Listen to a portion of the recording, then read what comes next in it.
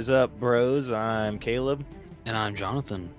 And we are a couple of bros on a mission to give you guys the most detailed movie reviews out there with as little bias as possible. Welcome to the All Bros. This week on the podcast, we are joined by a special guest returning from the Plunge podcast, Mr. Plunge himself. What's up, guys? What I've is watched going an on? unbelievable amount of movies this month, this week, in preparation for this. Yeah, I was gonna say, yeah. like, this month, dude, like, I saw your list. Like, this week is freaking wild. I don't remember this, but it looks like I watched 7 movies on Saturday. Damn, dude, that's impressive. It's not. It really isn't. Oh. Dude, I'm lucky if I can get in one every night. Well, so I think what happened is one of them was a Friday night movie that I put my review in at like midnight. And then 4 of them are Wes Anderson's short film series. So I'm gonna say 3 movies. Okay. Yeah. Still, though, that's still very But on the impressive. diary, it chalks up as 7 at a quick glance. Okay. Yeah, I used to That's get away awesome. with watching more movies, but hey, Sam. I felt Yeah, like sorry. you'd Hi, interest Sam. yours. He's so quick on the draw. But yeah, I feel like I would be able to knock out more movies if my kid would just let me do that. But she doesn't want me to watch movies. She wants to watch her shows that make me want to freaking ram my head into a wall. Okay, But- well, man, if you're okay, certain shows, okay, but if you're throwing shade at Bluey, man, I'm just No, saying. Blue's the freaking bomb, dude. Okay. Yeah, Bluey's the shit. Yeah. But yeah, her other shows, like, ugh, they're awful. Does she So- still like Cocomelon? Yeah, dude, Iris, Cocomelon no. came and bit us all in the ass because I was like, finally, she has outgrown Cocomelon. And then Cocomelon comes out with Cocomelon Lane, which is for toddlers, and I'm like, God damn it! Oh, dude. Why'd you show it to her? Dude, it was freaking Netflix. I turned Netflix on, and Oh, it was no. the first freaking thing that like popped up. I was like, Of course. shit. And she's like, "What's that?" And I'm like, Nothing? nothing. Like, I want to watch that. Shit. Yeah. So, yeah, that's freaking horse shit. So if they pull that stunt again, there's a little bit of respect there, not a lot, but there's a little respect for them, like freaking being like, well, the new kids aren't liking it. Listen, there's precedents. Rugrats did it. They made All Grown Up. They made a teenager movie. This might never end. That's For you, that's Caleb. true. Did either of you actually watch that? I growing up? loved Just All curious. Grown Up. Right, that show gets way I loved too All much Grown hate. Up. Yeah. It was so good. It got way too much hate, and that theme song freaking slapped. I'm just gonna say that right now. Yep. Dude, that was a really good show. Like I feel like I remember the All Grown Up special, like a little bit more than I remember the show. Or like okay, I that. know Remember which like the one. first time that they introduced that concept. Yeah, like they did like a Rugrats special episode, and then it's Yeah. like, okay, well, maybe we could actually turn this into a spinoff series. Yeah, and the spin-off series was freaking awesome. Yeah, it was. Oh man. Well, this week, what we got for you guys is our newest segment our newest weekly segment that we are calling Weekly Watch. And then after that, we'll be getting into this week's breakdown of 8 Crazy Nights. So without further ado, let's say we get on into it. Do you like movies? I do. Do you like the crew that works on movies? Kind of. And wait, you like to know what's going on behind the scenes? Ooh, that sounds neat. Oh, you should listen to the Failing Hollywood podcast. Wait, what's it called? Oh, Failing Hollywood, it's with real crew. How much is that a month? Oh, it's free.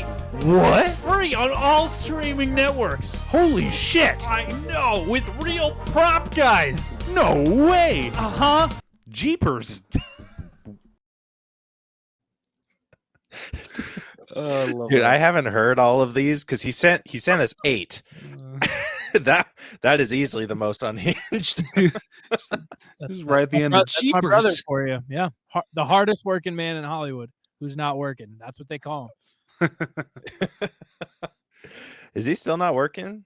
Yeah, they're just the actors aren't doing anything till after the holidays. Okay. Or like I know we were on strike, but I mean it's Christmas. Come on. All right. Well, let's get into this week's weekly watch. If I can freaking shit. I do agree. Elf is a full price ticket Yeah. every time. All right, here Right. we go. Every time. The fact that it like barely came. So like I don't know if you guys saw that it turned 20 years this year. I don't know. I feel old as hell now. But they released it back in theaters. Dude. Well, did you go see it? I did not. So is I it a regret full it. price ticket? Okay, well, I didn't know that they Yeah. did that. All right. That's my Mr. excuse. Plunge, Mr. Plunge himself has a point. I'm leaning Yeah. more towards stream it, Caleb. No offense.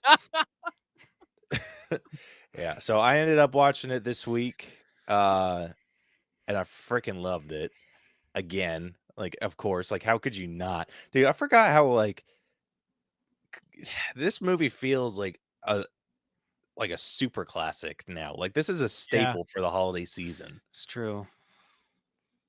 Like, and I mean, mean, I feel like I've seen Elf a lot, but I mean, it's just something about it. Like every time I watch something different makes me laugh like harder than the last time I watched it. Yeah. And oh man, it's so funny because I was watching it with my kid, and so we got to the part where he started singing in the store, and his like the boss comes over and he's like, "Hey, there's no singing in the North Pole." And so my daughter, we were taking a shower, and she was like started singing. She's like, "I'm singing. I'm in the shower and I'm singing." And I'm like, "Hey, there's no singing in the shower." She's like, "Yes, there is." That's so wholesome. That is adorable. Dude, it was fantastic, and we did that like the rest of the night, and then so Aw. we got like halfway through it. Then she needed to go to bed, but she didn't want me to finish it because she wanted to like finish it with me. So we finished it the next night, and we got to the part where like he freaking chugs that soda and starts like does that really long burp, and she wanted to watch that like 10 times in a row. So she freaking loved the movie. I love the movie. Like I can't name a single person that I've met that doesn't like this movie. At least in some capacity. Honestly, same. Yeah. Like I think like when it comes to like holiday staples, like this year, I feel like Elf's gotten even more love. And then when it comes to another holiday staple for many people, the Polar Express is like getting all shit on. Dude, it is. Like, damn, like I get it. Some of the animation has not aged that well just because, with them, really pushing trying to look like humans, motion capture animation. But like if you look past like some of the dead eyes and stuff like that, it's still a good adaptation. It's still a really good Christmas movie. Doesn't deserve the shit that it's getting. That's just a movie that's entered or that's been a part of Uncanny Valley for so long. I like the Polar Express.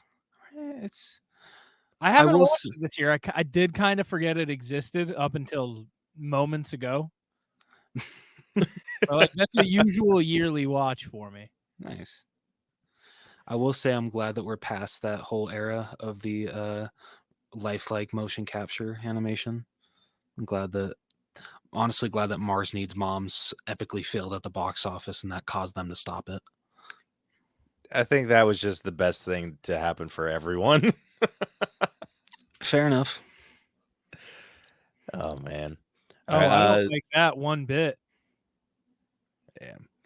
So the next movie I watched, dude, that is one that does not hold up. The aliens are terrible. The only part that's actually good in that movie is oh my god, I forget the Grobert or whatever the hell the guy's name is. Gribble?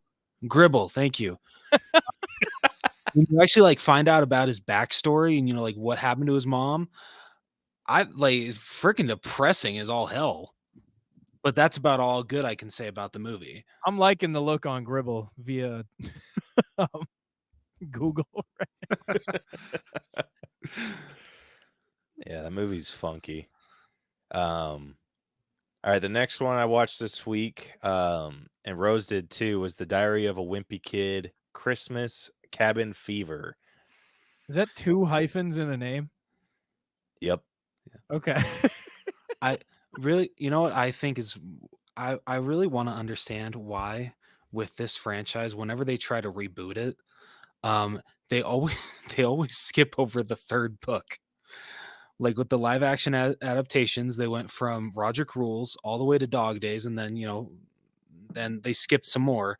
But then when they started doing the anime ones, I'm like, okay, maybe they'll actually start going in order again. Nope, skipped over the third one again. They skipped over the third one, they skipped over the fourth one, and then they skipped over the fifth one, and now they're at the sixth one. Like, geez, the hell is wrong with the other 3? I think that one was just a thematic choice. Like, I think they knew that this one was going to come out around the holidays, but Get this ready movie for did the not need to come wimpiest out. Christmas ever. Yeah, dude, this was boring, is what it was. I love these Yeah. books like a lot, but this one, it was like it couldn't even keep my 3-year-old's attention. Dude, that's sad. Yeah, it was bad. Dude, like I told, because I finished it. I went back and finished it like an hour before we started, and yeah, I honestly don't know how I finished it, and I didn't fall asleep again. I'm honestly amazed, if I'm being honest here. Yeah, so not much to say about that. We're giving that one a nothing better to do. Okay, I do have a question. How do you feel about the animation? The animation's dope. Like, yeah, like they did a great job at adapting it from hand-drawn book to 3D animation. It's just everything else that sucks.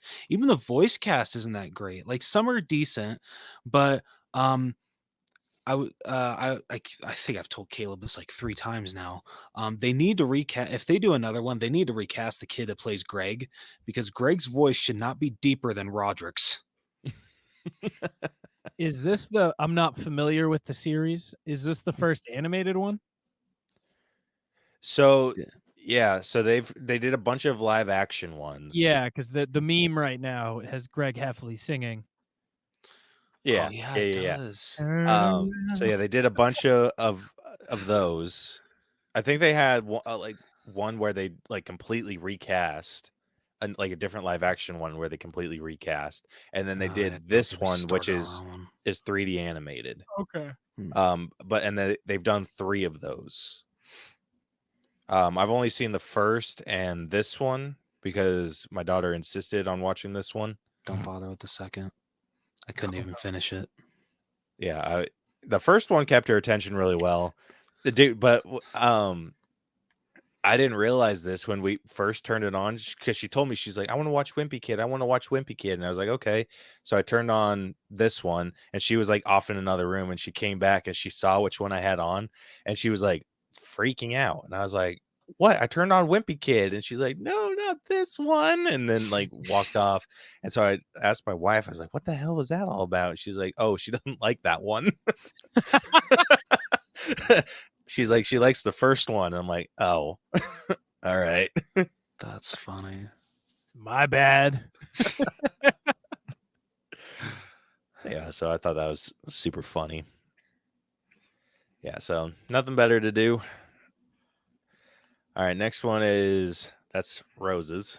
Yes. Has anyone seen this also?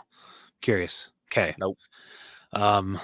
So yeah, so I don't know if you've listened to, I don't know how much you check out our Rex, but I did oh my gosh, I'm already forgetting the name. The night before for one of our mini Rex, and I was saying how, I was so happy that one of my favorite like genres of movies, like the buddy comedy about like either like two buddies or like a group of buddies kind of have a falling out and they get back together, and that's like one of my favorite genres of films or like favorite storylines. And I said that was like the first when it came to Christmas movies, and I was glad that I finally had one that was in that category. Somehow I forgot that Harold and Kumar Christmas was a movie that came out 5 years prior. And honestly, I feel they did it a little better just because, we've had two movies before this with Harold and Kumar. So it honestly makes more sense with, the falling out that they have and them getting back together at the end. And just, the only problem that I have with this is that this came out in like the 3D era when they were really trying to push it. And so the moments when you see them, slow down the shot as they're like really throwing something and reaching out their hand, it just looks dumb now. It doesn't work. The old 3D glasses era. Yeah, like there's one part where a guy just goes like, "Oh, it's gonna be amazing," and he throws his thumbs up into the front of the camera, and I'm just like, okay, if this was 3D, that'd be not only cool but funny, but now it's just freaking awkward. I mean, you can even tell with the poster, like with the candy cane there. Yeah, right? Even the poster's like 3D-ized. Yeah. So that's like the only bad thing I have about this movie is that because of that, it kind of it doesn't hold up in that regard. But other than that, it's a great Harold and Kumar movie. Freaking the comedy is on point, and just I like these two are one of my favorite comedy duos to ever grace this genre. So yeah, definitely $5 Tuesday after another rewatch of this. Yeah, dude, the 3D effect, like I don't think I've ever seen a good 3D effect come from like a movie or anything. Like the Nintendo or the 3DS got close. I'll say the Nintendo 3DS, they got really close, but even that like had some awkward vibes about it. Caleb, watch Jackass 3D and you will change your mind. Yeah. Get the version with the 3D glasses. You get to see shit just fly at your face when Steve-O does the extreme porta potty stunt, and it's amazing. I will say this: we need to try. We do need to try the big screen VR with one of those 3D movies. True. Excuse me. Oh yeah, they do. Wasn't Jackass 3D on that? It was on that. Dude, they had a bunch of 3D movies on that. Would you be willing to watch Steve-O's shit fly in your face for your good old buddy? to see how well the 3D looks, I think I might. Hell yeah. Okay. This is gonna be a great movie night. Okay, man, we got to set this in stone. Okay, we have to have because I feel like whenever we plan something for VR nights, like something comes up with one of us, so we have to have a specific date and a specific time. Okay. Okay, we can definitely do that. Jackass Okay, 3D was Cool. awesome. Was so gross. Yeah, that movie was. I watched the movie, not the 3D one, like obviously, but yeah, the movie itself was freaking nasty. So yeah, seeing it in 3D, I hope it adds something more. Because dude, I freaking love the big screen VR stuff. Like that just like, even though it's not as high quality as going to like a 4K theater or anything, and I mean the lenses are just getting better. So I mean it has that going for it. Yeah. So can you explain that? Is it just literally like a VR, oh my gosh, like, dude. So yeah, it's an app that they created for free. You can either load in like one of your streaming services, or you can, like, if you have like a file of your video, like whatever movie you're wanting to watch, and that's kind of how we gets were illegally. What? Shut up. Did he ever tell you? Sorry. I gotta tell Mr. Plunge about this. I don't know if you've listened. It makes me laugh every time. I need it to stick. Dude, I'm gonna get it to stick by the end of this episode. Trust me. But I don't know if you ever checked out the Halloween Kills episode that we did years ago. No. So we watched that movie on VR together, and this was like when Universal was putting the movies in theaters and on Peacock. I mean, I know they do that for certain movies, but I felt Yeah. for all of their movies they were doing it.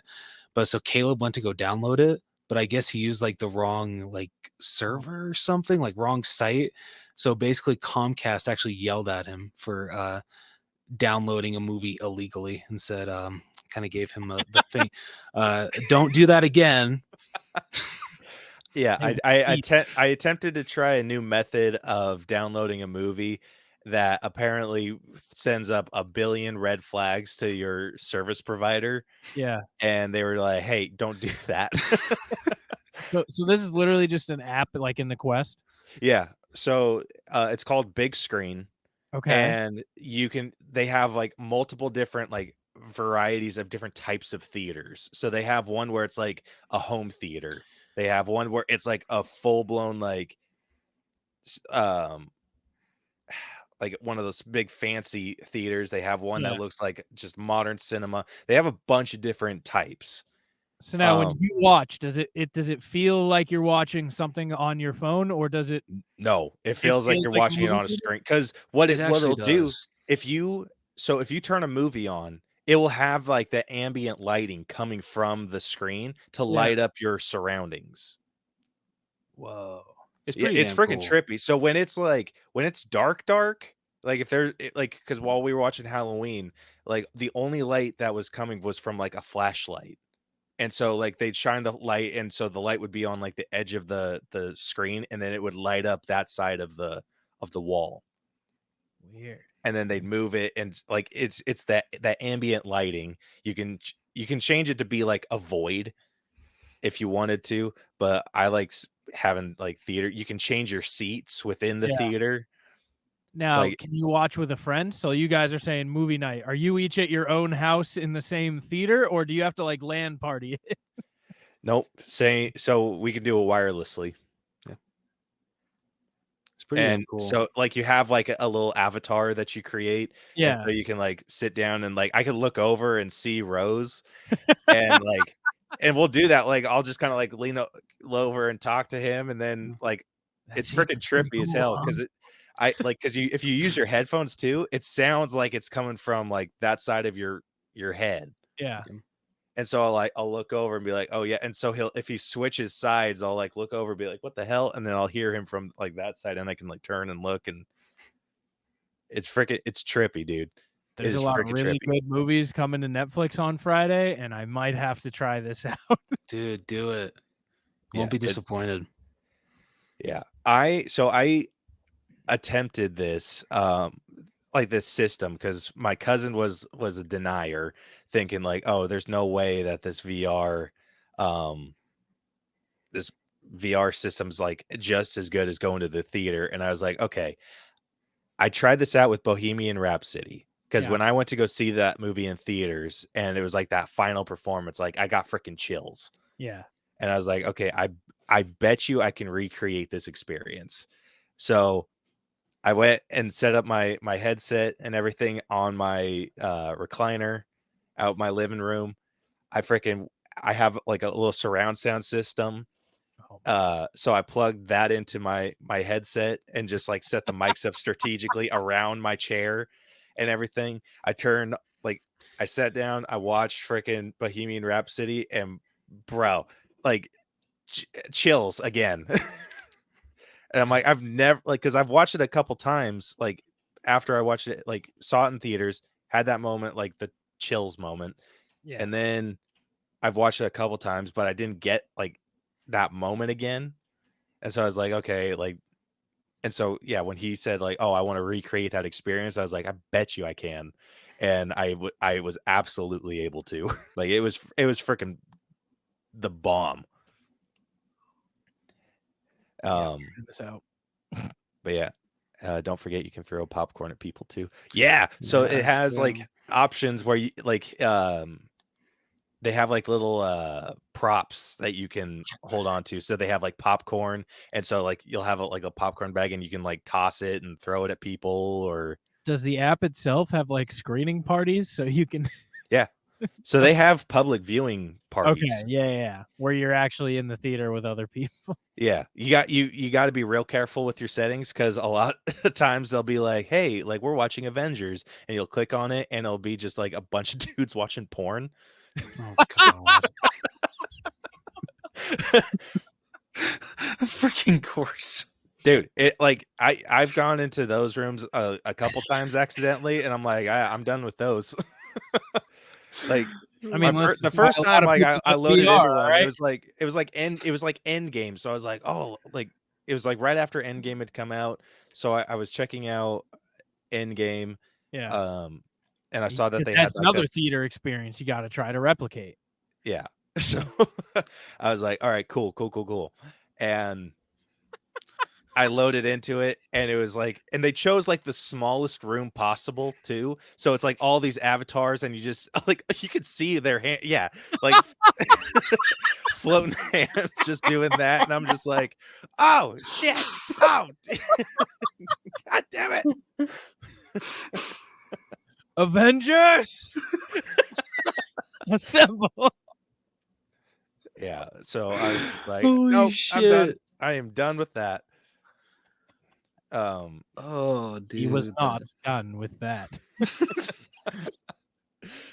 Yeah, so that you gotta be careful with that. But they they got viewing rooms for like big screen has ones that they have set up, like that the app itself has set up, and so you Yeah. can like watch Rick and Morty. Like they have Nat Geo on, Bunch of random and a nice couple other examples like they've done. yeah, they have a couple other like random ass channels, but and then then the public streaming rooms, and then in your own personal room, you can set up whatever you want. Like some people have like their attach it to their computers, Yeah. so they can attach streaming services. I think they just struck a deal with Disney, YouTube, and I want to say Amazon, so you can connect if you have any movies on those services. You can stream those. Sick. But they're Hell yeah. freaking awesome. Like super worth checking out. And it's a free app, so Yeah. the risk is minimal. Unless you go into a public streaming room. Oh man. All right. Next one I believe is Riley. So Yeah.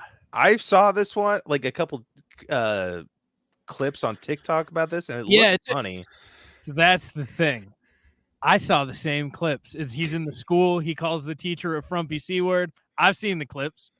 I saw those clips, and I went, yeah, see, that's the exact one you're talking about. Yep. Old Dads. It's a movie. So it's Bill Burr, right? And he's an old dad. He's a 51-year-old father to a young child.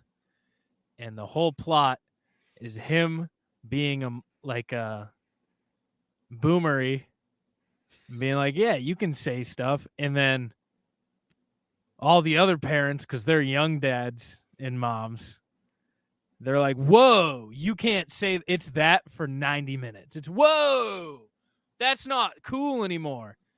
Oh, and then no. you would think it would be Bill Burr. He would no, by the end, he's like kind of reformed, which is not where I thought it was going. Oh, that sucks. Jeez. But yeah, it was kind of just annoying. Every character, my take, every character in the movie is insufferable. Every single one. The ones you're supposed to like, the ones you're supposed to hate, the ones in the middle, they're all insufferable. Every character sucks. Damn. It did make me laugh though, because most of the joke of the movie is that like woke culture is getting out of hand, and it's like it's okay to say things sometimes, and not every word needs to hurt. And all the comments were like, "Can you believe they said this?" And it was just from like young woke people. Every negative review was like, "Oh my god." I was like, all right, you know what? I think I bumped it like half star in my review. I was like, that's funny. Shit. Man, that's disappointing. I had high hopes for that one. Yeah, it's just old man yelling at clouds kind of movie. But I'll give it nothing better to do because there's an even worse movie. Oh no. I don't know if I have that one up next. Damn. No, I do not. Ah. I'm glad to hear that this one's actually good. Yes. Okay. Dumb Money, the GameStop story, had really good acting. It did have Pete Davidson being Pete Davidson. Of love course. that always. Yeah. Yeah. The dude knows no other way. Yeah. Yeah. It had a really weird cast. Like Seth Rogen plays like a stock, like a brokerage firm manager. What was it? The guy who plays Steve Cohen, the bald guy. He's in there for like 3 minutes. Don't know how he made the poster. But what's her name? Shailene Woodley's the wife. Paul Dano's excellent. Pretty much it's the guy who like orchestrated the entire GameStop stock market crash short. And He did it on accident, right? Or yeah, so it all started because he was just a guy who liked the stock. That was his thing. And then he just got a whole community on YouTube, and then Wall Street Bets was all behind him. And as long as he held and didn't sell when the thing went up, people just kept being like, all right, listen. What was his name? Someone Kitty. They're like, if Kitty's not selling, I'm not selling. And that was the whole movie. When you take into account that the bad guys in real life did win, it kind of is a real bummer because they ended up winning, which was the whole point of the movie, is them not. You know, it's like Wall Street did win. They for sure won, but this is like a success story as told in the movie. what kind of bullshit is that? Yeah, seriously. Yeah, they're like, yeah, these people. There was one failed. They were like, all right, America Ferrera, she fucking lost her money. No. They're like, this guy's net worth is now $200 million. This guy's is $2.3 million. America Ferrera is now worth minus $185,000. She didn't sell. Damn. Dude, that sucks. So like what ended up happening with him? Like did he He lose all that money or No, he made like 35 mil.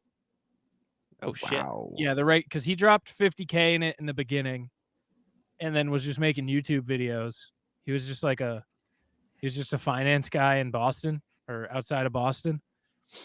And he was just making YouTube videos for fun. Was just on Reddit for fun. And then it just started taking off. America Ferrera is a nurse who put money she didn't have into it and then didn't sell. And then there's some guy who works at GameStop. That didn't happen. But yeah, this movie was good. The acting was really good. It paces well and tells the story well. So I liked it. It was kind of funny. I give it a $5 Tuesdays. Okay. Nice. It's what's it on? Is it on Netflix? It's on one of the streaming services now. Yeah. So in the end, what did like Wall Street end up winning? Wall Street. So all of the stuff for the actual short was happening through Robinhood, and Wall Street essentially bullied Robinhood into freezing the stock, and then it all corrected itself. Oh, well, Yeah. that's freaking horse shit. Yeah, the rich guys won. The rich guys beat all the people with an app. Man, that's disappointing as Yeah. hell. But they don't talk about that as much in the movie. They don't talk about not that at all. No, they end like at the point where like some people made money, and they just forget the part afterwards where Wall Street did in fact win. It was cool to see a movie made about a thing that like happened in recently. I compare it a lot to like The Founder. It has the same vibes as like The Founder. The Founder's good. I love The Founder. It has that kind of vibe where it's like there's just something off the whole time. You're like, someone's doing some snaky shit. Ray Kroc is up to something. It just had that. You had that weird background tension that you don't know why it exists, but it does. But yeah, it was cool seeing something like it happened 2 years ago. I was like, I was in the fucking pandemic. I had a bunch of friends make money off this like type thing. That's cool. That was on our on one of our short list of stuff to do, but it just kind of got overthrown by other movies. So many good movies lately. It's hard to Mhm. get them all. Yeah, the end of the year has been crazy. So that's exactly why we created Weekly Watch, so we could talk about Yeah. those movies that we don't get a chance to talk about on the show because other stuff comes up. Yeah, I took a break from our movie wheel for the rest of the year just because I was like, I want to catch up on the 2023 movies that I've been missing. Yeah, good call. This has Yeah, been a great seriously. year for movies. Yeah. All right, last one. Oh, damn. That bad, huh? Dude. The Family Switch. It's literally just Freaky Friday, but with a family. They simply made Freaky Friday, but Christmas and with a family. Yeah, That's the exactly family. what I was worried about happening. They have a joke in it. They have some joke. They're like, yeah, what? They're like, what a Freaky Friday this is. You could say I'm 13 going on 30. Are you 17 again? It's like, all right, we get it. Oh, We get it. Thank you. If you want any idea on how bad this movie is, they wanted you to believe that Ed Helms was a cool guy, a leather jacket wearing cool guy. Ed Helms, the Ed Helms, they wanted you to believe was Mr. Popular high school cool guy. Oh no. Yeah, that's a little bit of a stretch. Dude, that's Ed a lot of Helms. bit of a stretch. The dude Ed plays banjo. Helms.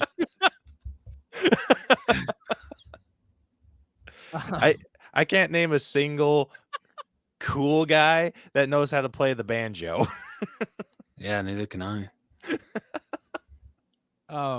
They had one very funny part about this movie. Naturally, to let comedy ensue, the parents switched with each children, right? So the dad's now the son, the mom's now the daughter, vice versa. They also had the dog switch with the baby. Oh, good Lord. And that had some of the most terrifying CGI of all time as a dog running around like a babysitter's house. Or no, the baby running around like a dog. Oh no. That made me laugh very hard. It wasn't supposed to be the funny part of the movie. I want that on record. But it did make me laugh harder than anything. This movie was just really annoying. I don't like Jennifer Garner. I don't know how she got famous.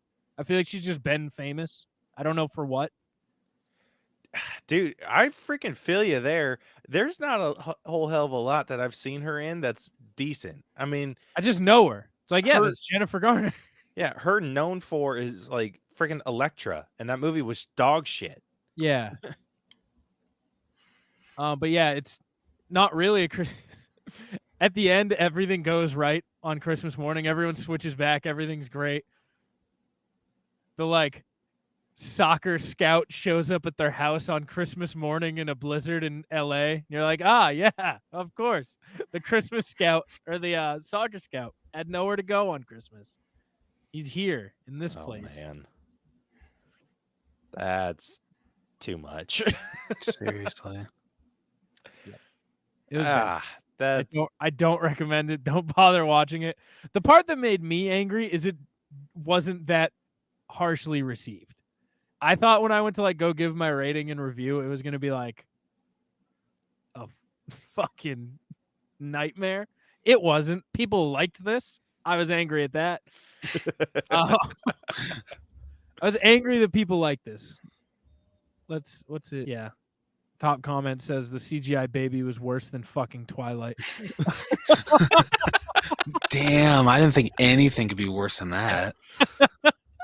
Oh man. That's like that's not even off the ground level bar. There was some mild what's the word? Game of Thrones cousin kissing. Dude. What's the word? That's one thing that I kind of was like, I want to see how they address this because Yeah. that's an odd thing to happen. Yeah. Yeah, the brother and sister have to kiss.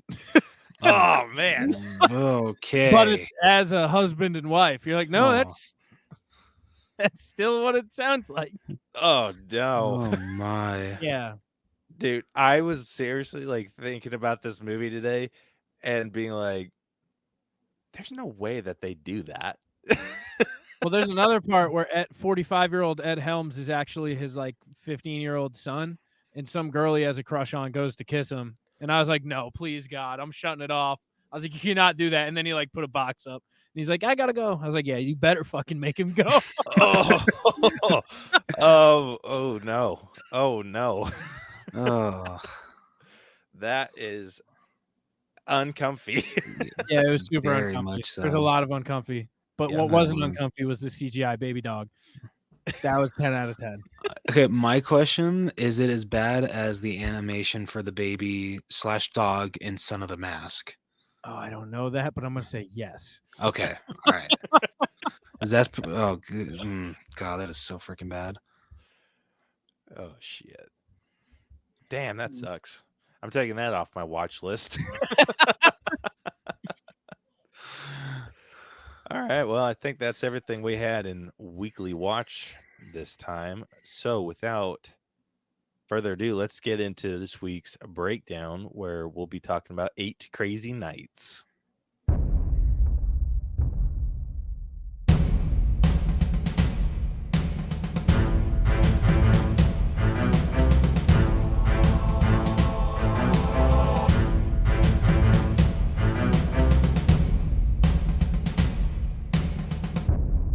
Alrighty, like we said, this week we will be getting into our breakdown of 8 Crazy Nights.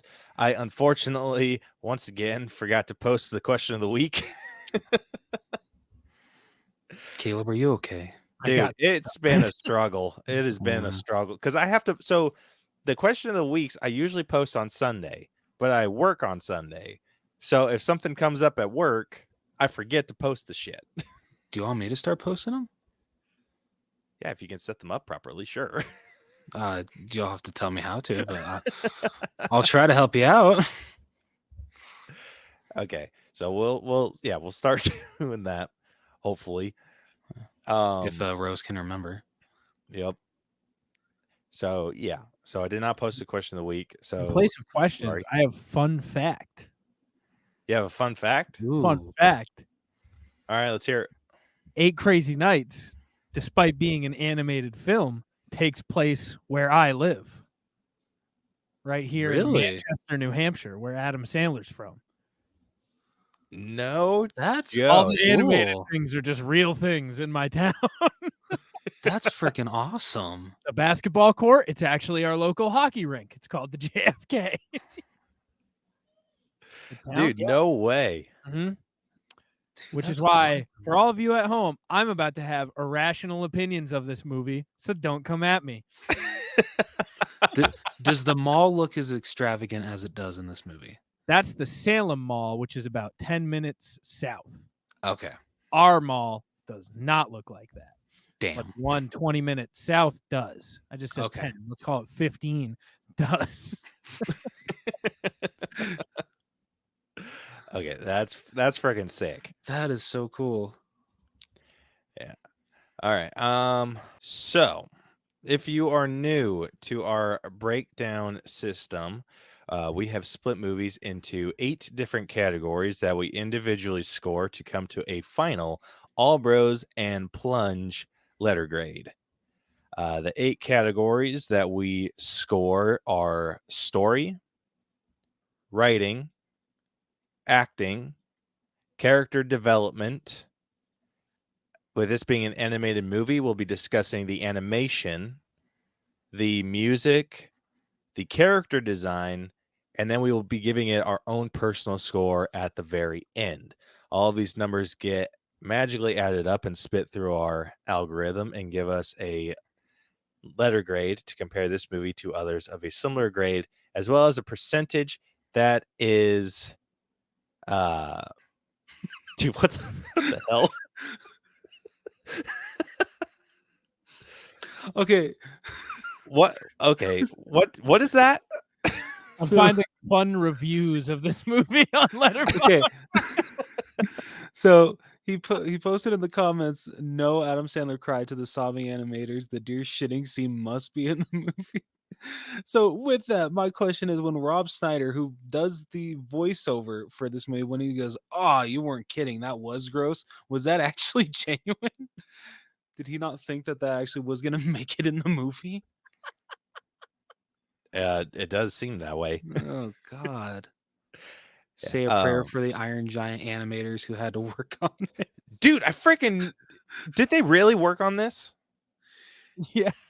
Is that why the freaking whatever her name is, her son kind of looks like Elliot? Dude, straight up. Yeah. Straight up. Okay. I was going to point makes a lot that more out later. sense. Sorry, I didn't mean to steal your thunder. Yeah. I have a nice 5-star review. Yeah. So yeah, all that gets added up. It gives us a percentage to compare this movie within its ranking wherever it ends up. But despite what DJ may have you believe, that does not matter as much as the letter grade itself does. Was he throwing it? Man, he really No, does he not was like he was that, giving does me he? shit about it last week. DJ. Oh my gosh. So yeah, if you have not seen 8 Crazy Nights, you have had ample amount of time to do so. So if we spoil this movie for you, it's your own damn fault. So without further ado, our favorite segment, Reading with Rose. Rose is about to read the entire synopsis for this film. And yeah, You know, I'm curious with the whole Reading with Rose thing. Does it ever feel empty when I don't read it on an episode that I'm not able to be on?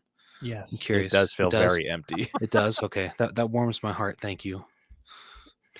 Yeah, so I'm posting the spoiler alert now. All right. Bum, bitty, bitty, bitty, bum.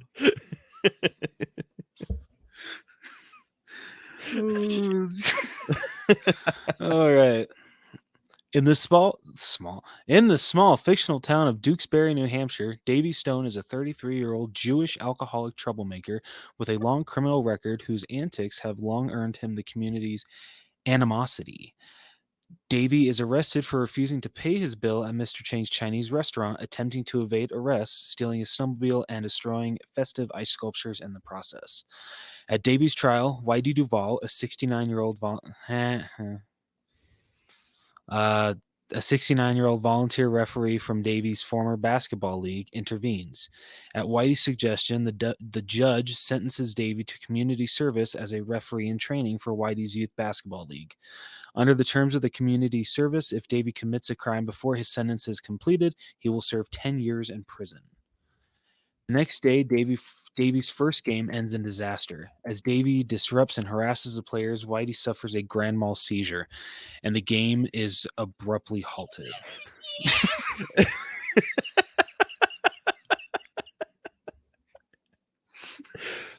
Dude, that was like the first that was the first indication of how wild this movie was going to be for me. Oh my god. Wasn't the opening scene where he sings about groping old ladies' melons? Yep. It wasn't 2 minutes in when he starts humping his car. Yeah. One of the cops is just crying for it. Oh my god. Yeah. Like, okay, that stuff is stuff that I kind of I won't say I would have guessed is going to be in an Adam Sandler movie, but it's something that I'm not surprised was in a movie. But Whitey having a seizure was like my peak of who I thought that character was going to be. Dude, my favorite seizure moment from Whitey is when they're driving home from the mall, and Davey starts eating peanut brittle, and he's just like, "Funny, I don't remember who ringing him up for a purchase." It's like, I guess that means I stole it, doesn't it? He goes, Easy, seizure boy.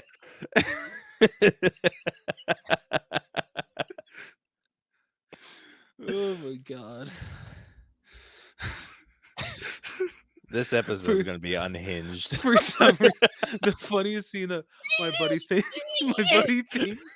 is when they're playing the basketball and he sets him, he gets himself ready. He's like, "Now sit yourself and shoot," and then the guy just freaking like comes down and just smacks it into his face.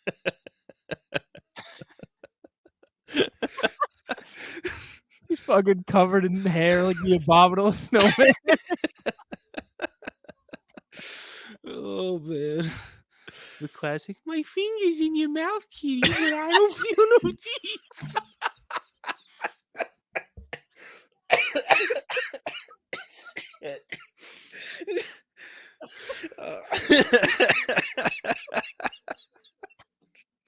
Dude, we're not going to be able to get through shit this episode. No, all right. I'm sure we'll hear a lot more Whitey impressions throughout the episode from both of us. Oh my gosh. Okay. Okay, so You forgot where you were? yeah, I did. I'm just gonna start over at the third paragraph. The next day, Davy's first game ends in disaster. As Davy disrupts and harasses the players, Whitey suffers a grand mal seizure, and the game is abruptly halted. Davy forfeiting it to the opposing team. Attempting to calm Davy down, Whitey takes him to the mall where they meet Davy's childhood friend Jennifer Friedman and her son Benjamin. Jennifer is now a divorced single mother, having moved back to her hometown and taking a job at the mall after her husband had left her for another woman that he met online. Don't remember that part. Yeah, they kind of skipped over that a little bit. Not too shabby.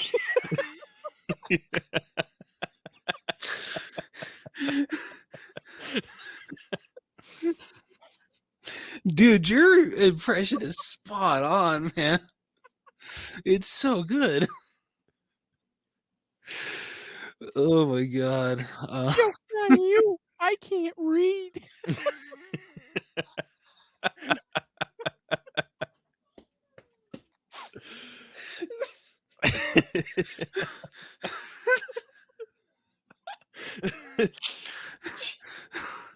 Holy shit. Ooh, okay. I don't feel no teeth.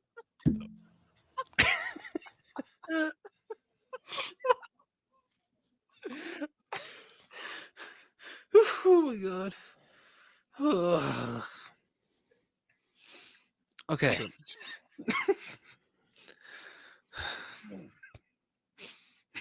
God damn it.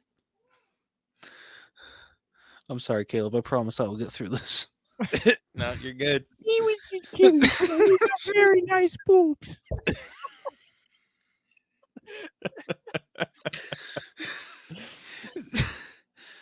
Oh my god. All right. Okay. All right. Technical foul. That's a technical. But I'd like to see it anyway. Take a whiz in these flowers. I'd say hit the showers. Holy shit.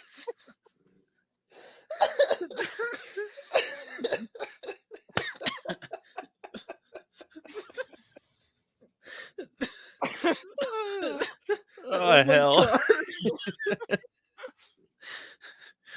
Whew.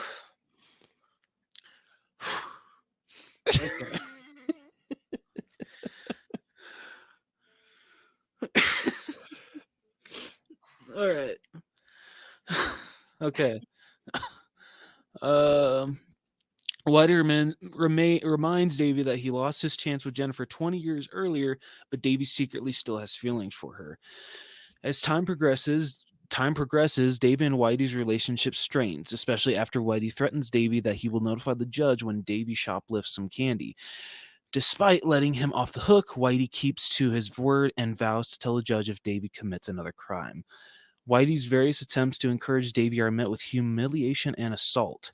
Later, Davy bonds with Benjamin while playing basketball at the community center, but Benjamin's unsportsmanship behavior, egged on by Davy, leads Jennifer to scold Davy for his actions. While the two Jockstrap biatch.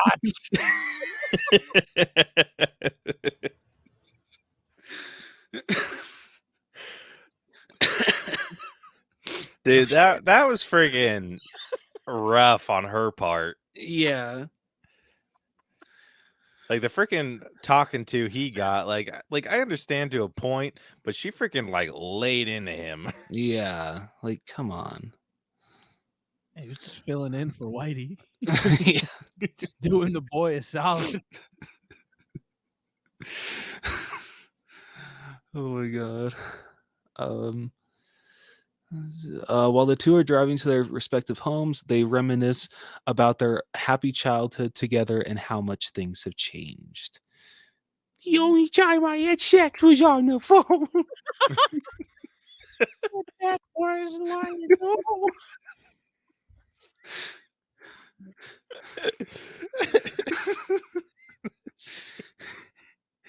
When Davy gets home, his trailer is being burned down by one of the men who's lost the basketball match to him. The fact that he still has the jock strap in his mouth, too. Dude, that's commitment to the bet, though. Fair. Like there's a level of respect. Like it's freaking gross, but there's a Yeah. level of respect I have for a person like that. Yeah, fair. You'll come live with me. Oh my god. Davy runs into the burning trailer to rescue a Hanukkah card from his late parents, then watches the trailer burn. Whitey opens his home to Davy, who reluctantly accepts. Also living there is Whitey's diabetic twin sister, Eleanor. To keep Davy in line, Whitey and Eleanor explain the complex rules of the household, stating that Davy still will have to leave if he does not abide. A technical foul.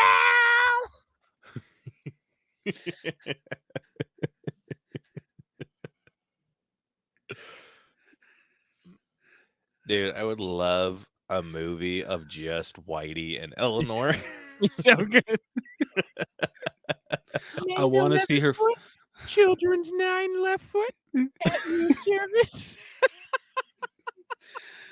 Now I'm assuming you've done your pregame. What is it?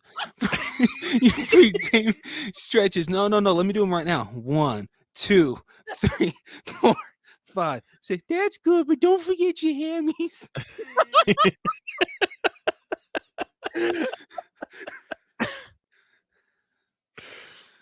Oh my god! No, I really want to know if she got her wig back.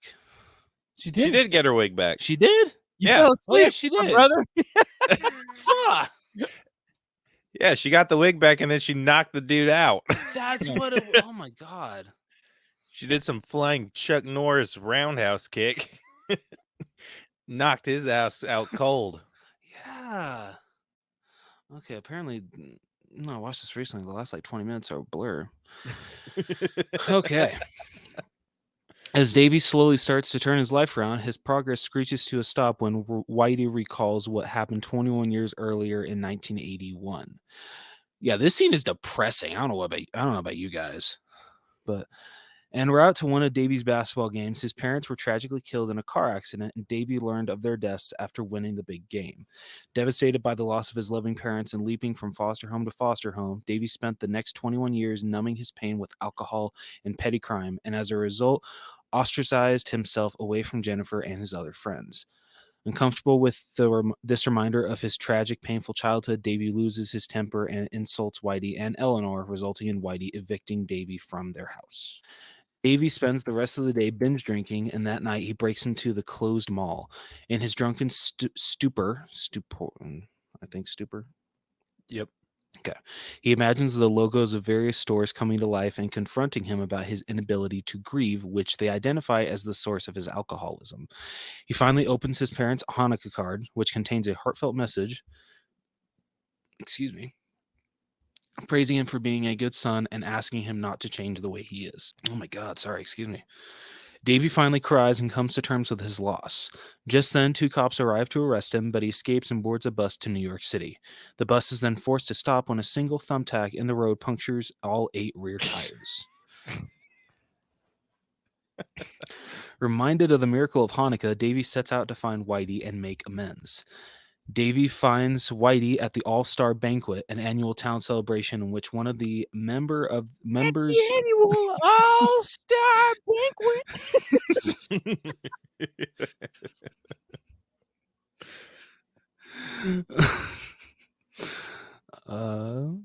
Yeah. Sorry. An annual town celebration in which one member of the community is recognized for positive contributions with the Dukesbury All-Star Patch, which Whitey has wanted for 35 years. When Whitey is passed over for seemingly the final time, he decides to move to Florida and live the rest of his life in anonymity, feeling like no one cares about him. Risking arrest, Davy enters the hall and reminds the townspeople of Whitey's many selfless contributions and abuses he's endured throughout his life. Davy leads them to Whitey, who has gone to the mall with Eleanor to speak to it one more time. I don't know why, but when I was a kid, the part where Davy comes into the mall and Eleanor just shouts out, "Holy shit, did the mall just say something?" Every time as a kid, I died laughing. I wonder if that guy's ever wiped his ass with the wrong hand. Yes. Oh, man. Davy leads them to Whitey, who has gone to the mall with Eleanor to speak to it one more time. The townspeople thank Whitey for his service over the years, and the mayor officially grants him the Patch Award, with the previous recipients.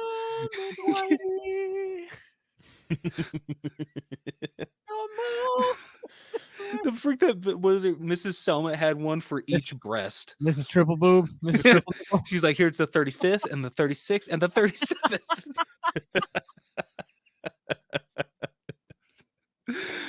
37th. Davy and Jennifer reconcile, and Whitey goes into a seizure, which he calls the happiest seizure of my life.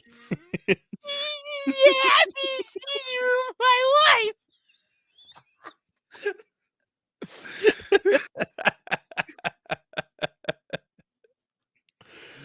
Holy shit. Oh, is that it? Yeah, that's it. Okay, cool. Okay, I gotta ask, how often has this been in your guys' like yearly watch list? I mean, honestly, since I was a kid. Really? Okay. It's an annual watch. First Okay. one. It's the first one of the season. Okay. Because I've never seen this movie before. That's a technical foul. Technical foul. Yeah. So I figured, like, while you guys were doing all these quotes, I'm like, gosh damn, like thinking that just like in adult years, but I have to remember that not everyone was as sheltered as I was. For reference, I watched this year on November 18th. Hell yeah. I'll probably watch it again. Dude, this is one of the Christmas movies I will just put on the background and just quote to myself. It's my girlfriend had never seen it up until last year. Please tell me And she loved it. I don't think she did, but we watched it, and I just will verbatim make every joke in every voice, and she's like, "How do you know this? How do you know every word of this movie? Every cue?" It's like, yeah, the movie. Yeah, I have the only movie that I'm able to do that with is Nacho Libre. But Okay. I can absolutely I mean, I can see it. Like, you guys, like, this freaking like hit a note with you guys.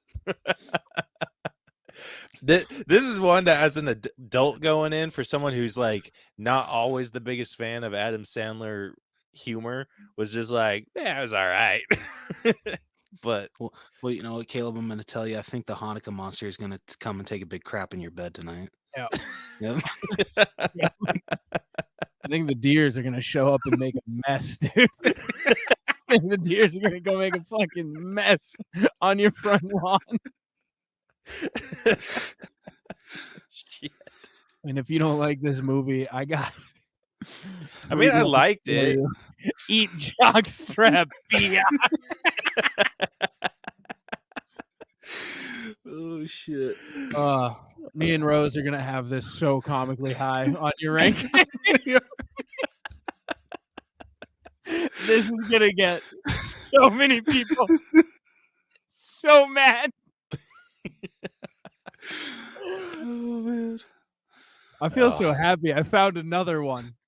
Yeah, same here, man. Yeah, No one has ever appreciated this movie as much as I do until now. Thank you.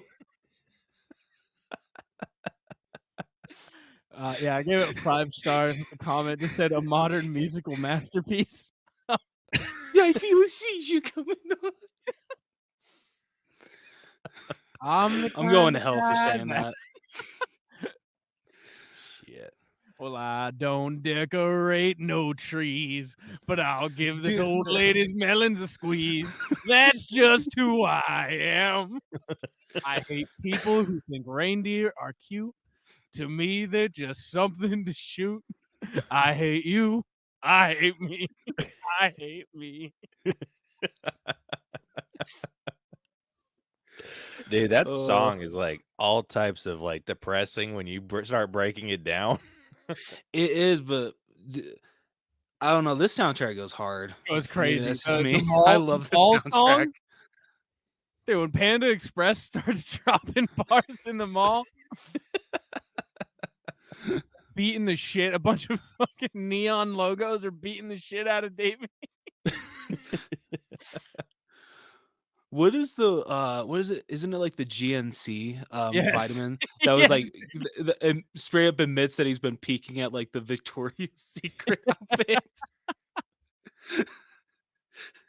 The mall's got everything. You need a new shoe, Mr. Footlocker. Take care of you. All right, did you practice that or did you just rhyme that many times by accident? Yeah, that was weird, wasn't it? Maybe you are a leprechaun. You're a degenerate stone. Eleanor, it's not a lobster bib. It's for your tushy. Got any sand or rock salt in there? I need to get some traction. Got any sand or rock salt in there? Because I got to get some... Oh, shut up.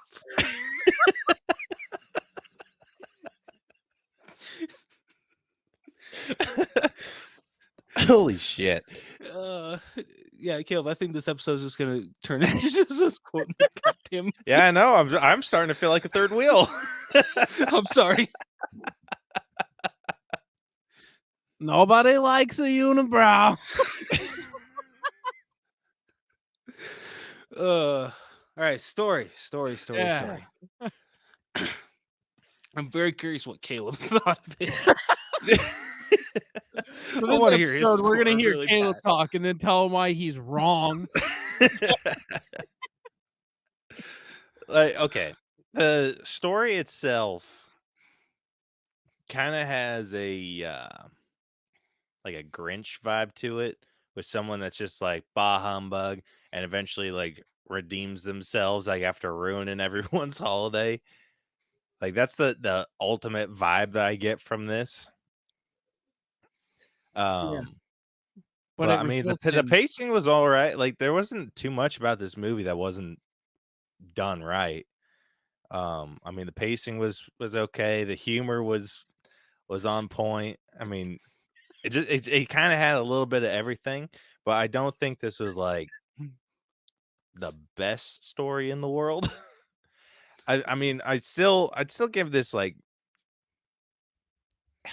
I'm trying to think of what I end up giving this. I need This you I'd to- probably be sitting at like an 81. I need you to account for you're gonna need to tank the scores a little bit. I'm gonna need to tank the scores. Yes. I need you to account for us on this one. I didn't think you'd be in the Okay, 80s, honestly.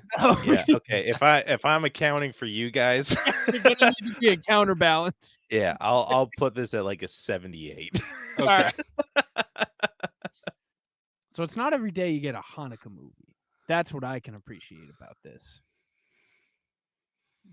That's true. Yeah, no, that's a very good point. Like, are there any other Hanukkah movies out there, or is The this only like one the I know main of. one? No, I'm That not- would be the funniest shit ever. This That was would- there. This Adam is it. Sandler just owns that title. Yeah, I'm gonna see if there's any other Hanukkah movies. No, I wouldn't know. 'Cause First one I'm that- not Jewish. Please tell me it's 8 Crazy Nights. Yeah, the 8 Crazy Nights is the first one that pops up. Yes. Then Rugrats Hanukkah. What? I didn't know that was a thing. The Night Before technically counts. Does it? Well, that's what it says. I'm calling. it's The only under- thing Hanukkah in that movie is Seth Rogen talks about him being Jewish and he wears a Hanukkah ugly sweater. That's it. Yeah. An American Tale. I've never Is seen one. American Tail. They count Jack and Jill as one. This one the hell? Well, I get okay. Oh, the ending hey. does take place. on Everything else Christmas. is like Hallmark movies. Disney Channel original movie Full Court Miracle. The Judah Maccabees basketball team came back. I don't think it's a Hanukkah movie, but it is a Jewish basketball movie. Oh shit! Yeah. Yeah, I mean, there's a lot of them, but they all look like really like low budget films. Yeah, like Or Menorah in they're- the middle, the Hebrew Hammer, part man, part street, 100% kosher. Yeah, sound like freaking porn mistletoe names. and menorahs. Hanukkah on Rye, Hitched for the Holidays. Yeah, there are not a lot of Hanukkah movies out there. Wow. Yeah, Full Court Miracle is the one. So yeah, I'd say like if out of all of these, 8 Crazy Nights is the most Hanukkah. They have of little them all. fuckers. This list. God. They're just putting Jeez. movies with Jewish people in them. Yeah. on Yeah, this pretty list. much. That's it. They have Seth Rogen's An American Pickle. What? Yeah, that like Hanukkah's not even like a part of that movie. He's like just a barely. Jewish guy. Yeah, he's Yeah. just Jewish. Oh my. Yeah. So I mean, if you're That's talking, the one. yep, this is the one. Yep, We're this is the number one. We're number one. The participation trophy. We got it. It's ours. Yeah. So what did you guys think of the story overall? Rose after you. Yeah, I mean, I love this story. I agree with Caleb. It's like a classic, Grinch, mean-spirited kind of story. Just I don't know. I hold a huge nostalgic I guess flashlight to this movie because like I tried going into this with like a critic's eye, and I did. I promise you on my recent rewatch, but it's kind of hard for how much this movie gets quoted and just shit like that. But no, like I agree with I gotta agree with Caleb's criticisms. He does have a good point, and just I don't know. I think like my I know on my recent rewatch, I honestly forgot how emotional the scene is where Whitey is telling exactly what happened to Davy with his parents. How that just really just spiraled his life out of control and just what he went through as a kid and why he ended up the way that he did. And I just didn't remember that being as emotional as I do as a kid, which I get makes sense. Seeing it more so in my adult years, but yeah, just that scene was more impactful to me this time around. Yeah, there are more scenes than I'd like to admit that like give me goosebumps in this movie and like make me feel emotional. Right? Yeah. Like when he gets all the Dukesbury All-Star patches thrown on him, every time I have goosebumps. I know what's coming. I'm like, oh my God, he got the patches. He's the All-Star. He's the community All-Star. No, yeah, seriously. no, I don't know what else to say. I think it's a good Grinch-esque story. And it's you're gonna get the classic Adam Sandler crude humor that we most all have come to love. And yeah, so for me, story wise, I'm probably sitting at like an 85. Nice. All right, where are you at? Well, in the ultimate battle between naughty and nice, I choose to go with naughty. Okay. Davy Stone is an American icon. Okay. And the animation top notch in its storytelling to go along with it. Yeah, I'm at like an 83. An 83. It's a great story. They turn him into a human poopsicle. Where else can you do that? Dude, that was freaking gross. Dude, Yeah, the fact Rob Schneider's voice. Rob Schneider just, no, you weren't kidding. That was gross. Dude, that felt like a genuine reaction. It did. Like maybe he was like doing the narration over the movie and just like, oh shit. What made it worse is the freaking sound that they added into when the deer smiled. That made it so much worse. Yeah, the teethy poo smile. Yeah. Oh man. Dude, that was rough. That was really rough. I was like, okay, gross. Like they're licking shit, and then they like the smile is what ruined it for me. And then like they just have the shit in their teeth the rest of the freaking movie. Yeah. Nothing to see here. Just a bunch of a deer making a pyramid. Because that's totally normal. Yeah. All right, moving on over to writing. I like since I feel like I'm gonna be the humbug on this one. No, dude. So I as I grow older, maybe it's just I want your opinion. With the writing for Vanessa, I feel she comes to hate Davy a little too much. Because the way that I get, when you were kids, he basically just when you tried to show your support, he just said, I get it, my parents are dead, whatever, happy Hanukkah, and said his goodbyes. Like, I don't and think that you can be mad at him for that. Yeah, like you just died and now he's an orphan. And so, I think, I guess because of the way that he left the relationship, she just holds a grudge against him for that, not wanting to not trying to understand why he is the way that he is right now, why he's so bitter and lashing out. But no, she, even into her freaking 30s, she's like, oh, they should have locked that guy up for good. He doesn't deserve to be roaming the streets anymore for she's all like that a he bitter ex-girlfriend, as if they weren't 11 when they were dating, and as if his family did not die and he was raised in orphanages. Dude, right? That's how she reacts. Yeah, dude, exactly. When she's like, "Oh, he needs to be locked up forever," I'm Jennifer like, "Holy Garner shit!" ass looking. I'm like, "He's a delinquent at best." Yeah, seriously. Like I felt even like the judge's 10-year sentence was even a bit much. Well, listen, we don't know what old Davy's been up to. Okay, True. Like I'll give you that. I'm giving old ladies melons a squeeze. Okay, It's true. That is not someone you want on the loose. All I know is I really wanted to see his wicked jump shot. That's all I wanted. I wanted to see how good it was still. Yeah. But, honestly, I feel the writing was really solid. At least it was very Adam Sandler-esque. It had all of those just the inappropriate jokes that you come to expect from an Adam Sandler film. But there were some in here that were freaking just golden jokes. We just quoted 80% of the movie so far in the episode. I don't know how our writing score can possibly be below a certain number. Oh man. Yeah, I'm definitely going higher on this one. I'm probably sitting around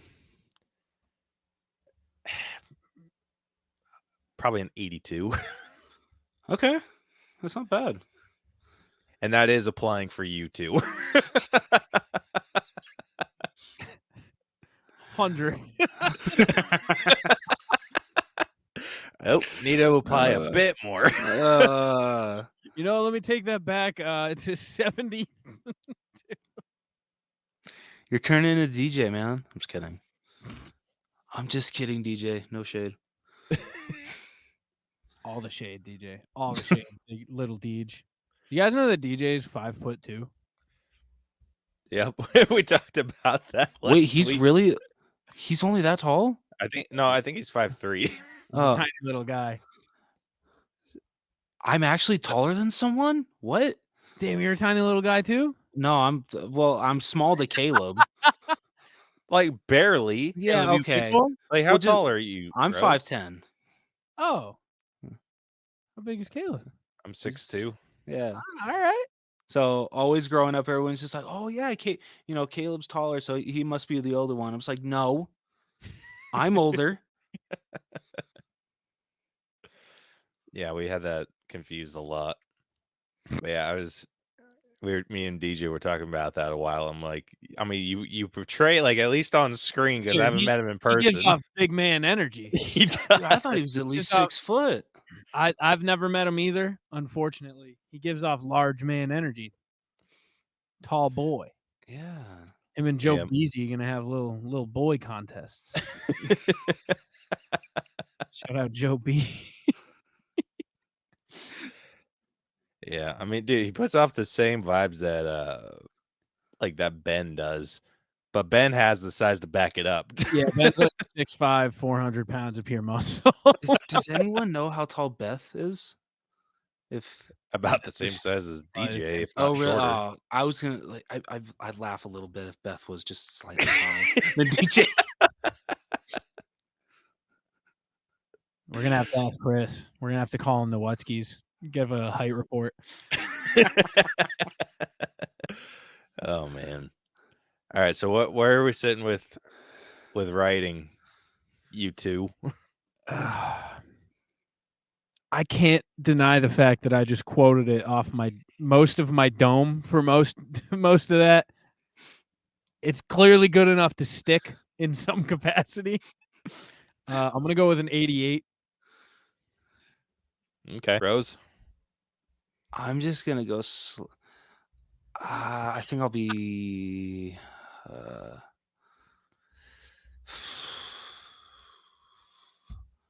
I'll be at an 86, not 85. Damn it.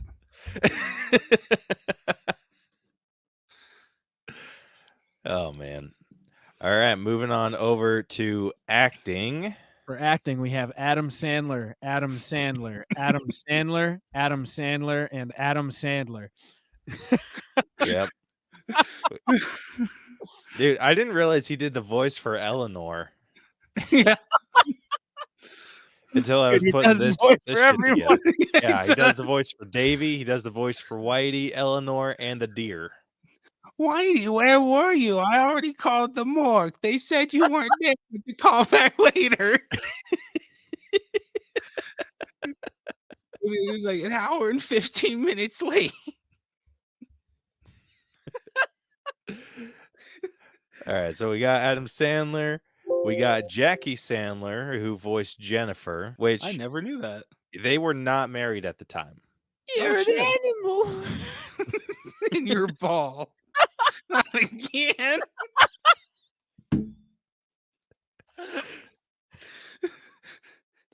All right, we got Austin Sorry, Stout, who voiced Benjamin.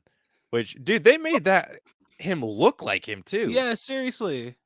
Like Wow. if they based the Iron Giant kid off of him too, That's like insane. that's freaking nuts. Like he looks straight out of freaking Iron Giant. And then we got Rob Schneider, who is the Chinese waiter and the narrator. Sure was. He sure was. And let's see. And then we got Kevin Nealon, who voiced the mayor. Mayor Huey Dewey. Alright. Throw some respect on his name. Yeah. and I think that is everyone that I put. So, I mean, I feel like it's unfair to be like top 3 characters because I'm pretty Adam sure, Sandler. yeah, it's Sandler, gonna Adam be Sandler, all Adam Adam Sandler.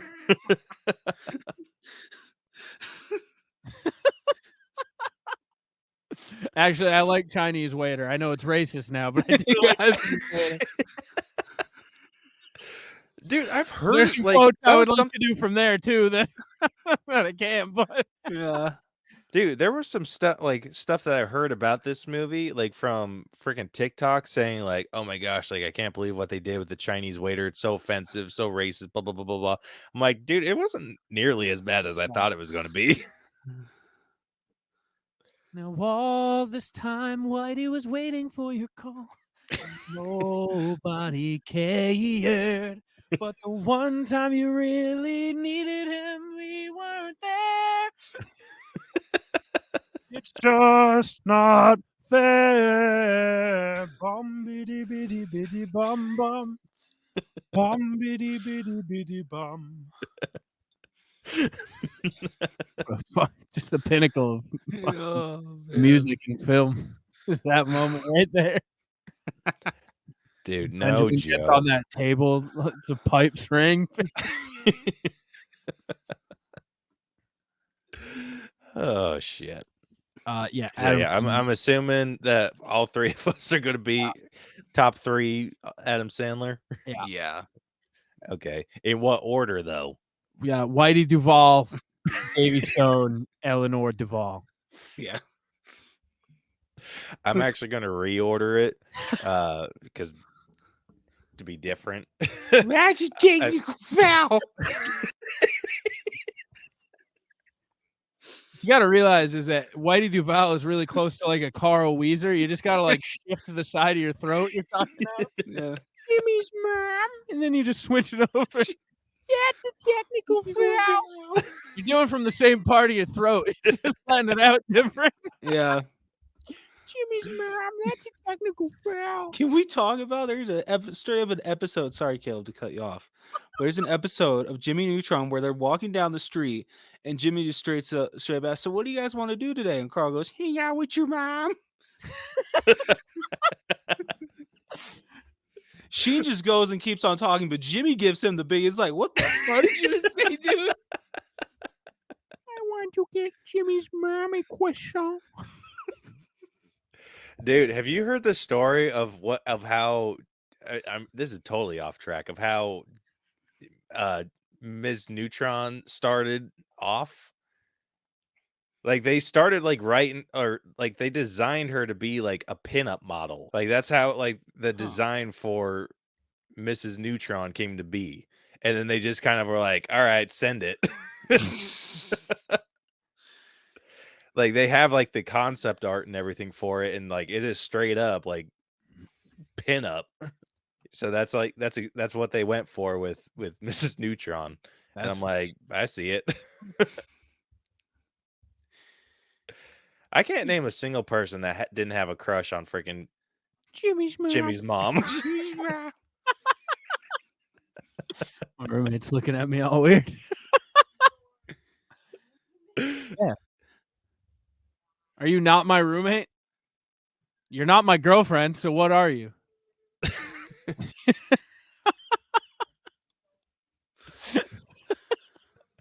All right, so acting. Yeah. So the only reorganization I'm putting it Whitey, then Eleanor, then Davy. Good call. All right. Good call. Nice.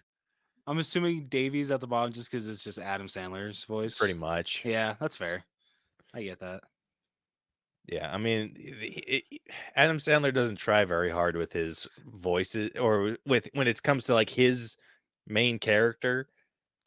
Like any time that he's playing the main character, it's usually just his voice. While we're on his voice in an animation, did you guys like his voice in Leo? Because it took me out of that movie the entire time. Dude, it was a lot. I hated his voice in Leo. I liked Leo itself. Loved Leo itself. The plot was awesome. If it was voiced by anyone else, I'd be like, it's the best animated movie this year. But it's not. It's him doing weird voices. They should have Yeah. just brought in Chris Pratt since he voiced everything. It's true. Dude, If you might as Leo well. was just Chris Pratt, would have done $1 billion. Seriously.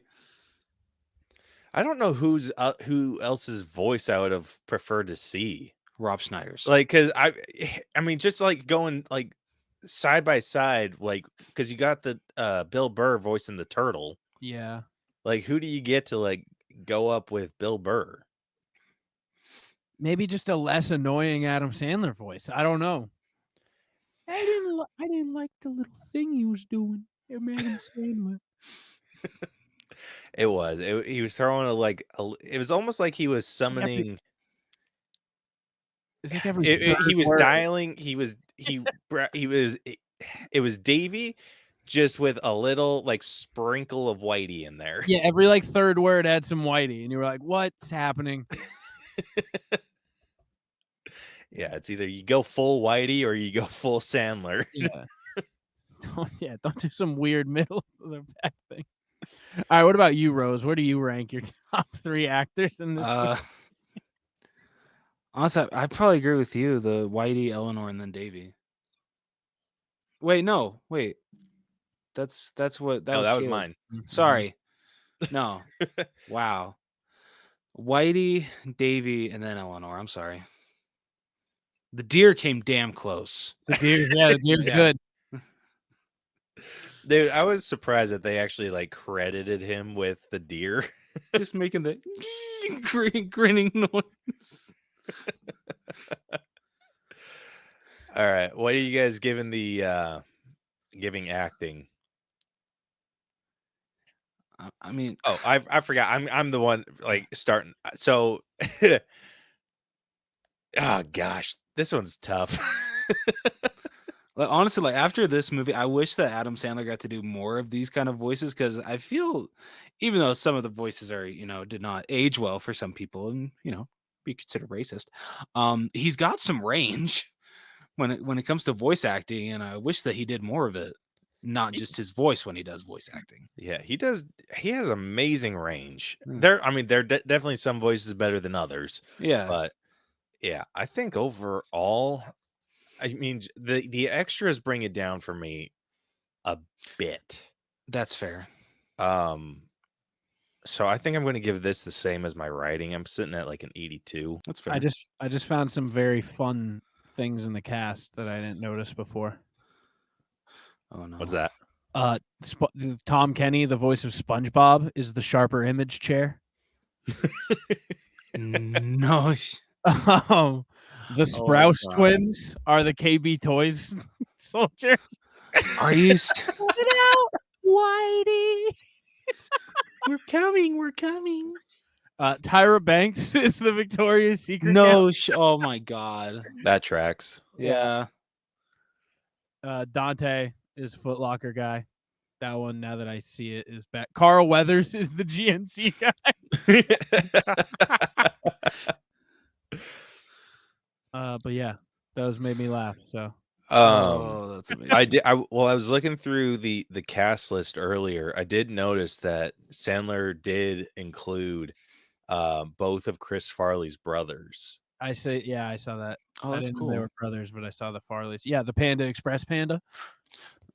Yeah, and then I think one of the cops, probably the one that's like, yeah, nothing to see here, just deer being in a pyramid. Yeah, cop number 2. Wait, is cop number 2 the one that cried when he was humping his car? Can't tell you. Have No. Yeah, He's the real it's hero not of like the they have movie. him labeled. He's the real hero of the movie. I could not tell. Like all we know is he was one of the cops, Yeah. the second one, Yeah. whichever one that might be. I do like that most of the cast is just mall mascots. Or like the remaining cast, not the main like 5 people. That's hilarious. Yeah.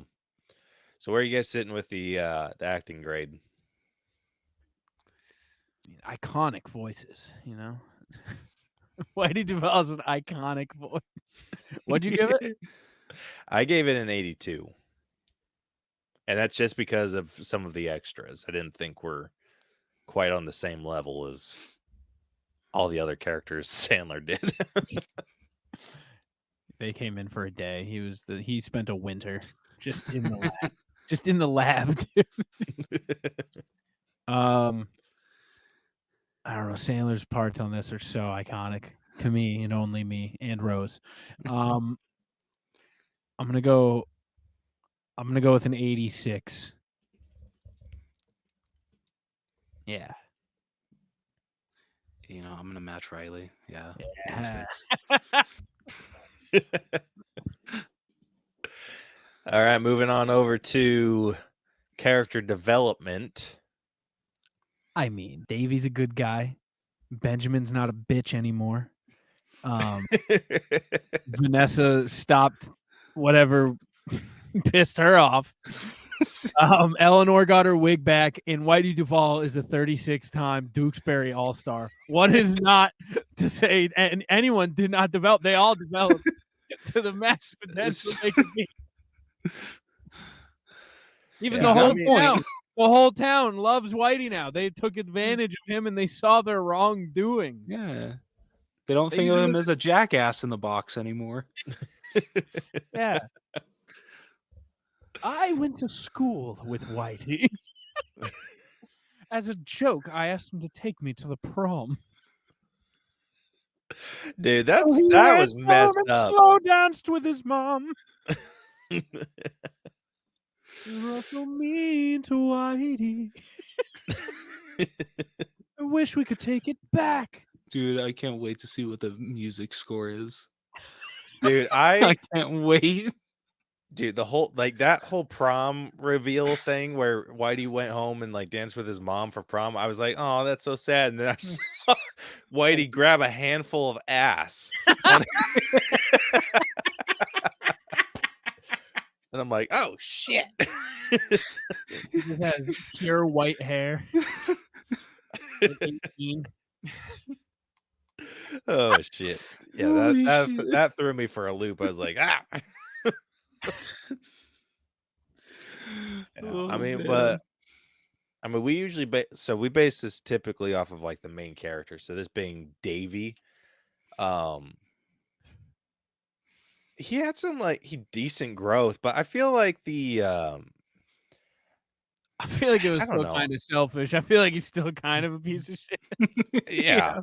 I mean, he started this movie with 1 trailer and he ended it with 0 trailers. So, you know, like one could argue that's negative development. Yeah. I mean, well, it's not necessarily like whether it ends on a high note, because I feel like that'd be unfair. It's more whether it ends them moving somewhere, whether it's a negative arc or a positive arc. And I don't think you really like We end with would have been funny for them to 36-time address. All-Star.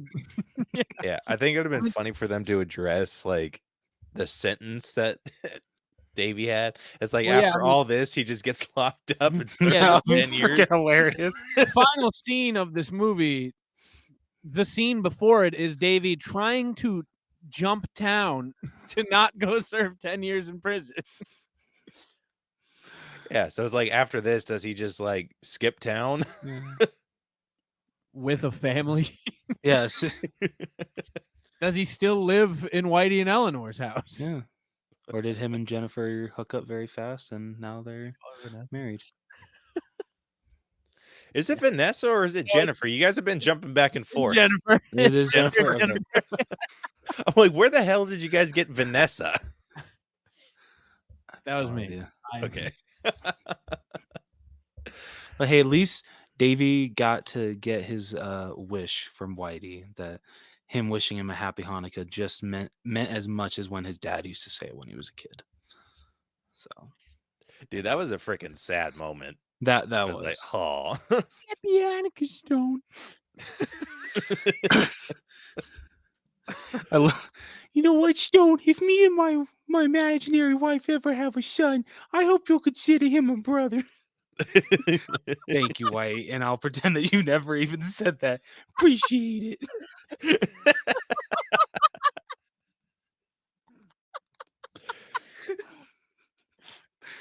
I mean, his arc was okay. I don't think it. Yeah, I don't think it was anything special, honestly. It wasn't. Like, cause he went from like total complete piece of trash. Yeah. Then he like kind of redeemed himself after spending time with Whitey and Eleanor, and then he went to like complete piece of trash again once he was like ripping on Whitey. Like it was. I don't think he like properly redeemed himself from that. Like You I know think what? I think I'll say it.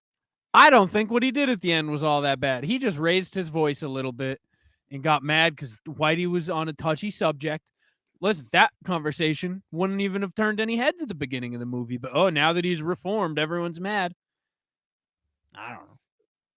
That's a good point. you okay. Yeah. That is an interesting point. Thank you. God damn it. That might have bumped me up a bit. Hell yeah. Not like a lot, but Damn, we're not 90s territory.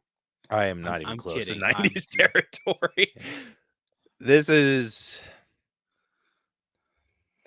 is one I'm probably sitting in like the 79 range. Oh, see, that's about where I was. You're sitting at 79? I think so. Yeah. All right. I have to give myself some. I need to, Rein yourself in. Yes. I need know people what? to listen to me a little bit. Need them to respect me, Mr. Plunge. All right, Rose, where are you at? Let's just make it 79s across the board. 79 as well. All right. We need to pick one category to give real scores to, and this seems like a good one to. We need one thing to offset the music one. Yeah. All right, next up, we got animation. Which, dude, this was straight up ripped straight from like Iron Giant. Like that animation style is like to a freaking T. Like even Benjamin, he looks exactly like what's his face from Iron Giant? Elliot, yeah. I'll agree with you there, but for animation, not I feel Elliot. it actually. Oh, it's not Elliot. It's Hogar. Oh, Hogar. I think that's his name. It does look identical to him. I got Hogarth pulled up right now. I mean, it's literally the same person. Damn. Yeah. How did they not get sued? Well, I mean, was it the same animation studio? Yes, I think so. Oh, was it? Okay. Oh, okay. So if it was the same animation All right, studio, never then mind. Damn, they can't sue themselves. yeah, look at that. Look at that. Oh, Like, yeah, you can't tell me wow. that's not freaking the same kid. yeah, seriously. Yeah, it's him and Davy Stone right here.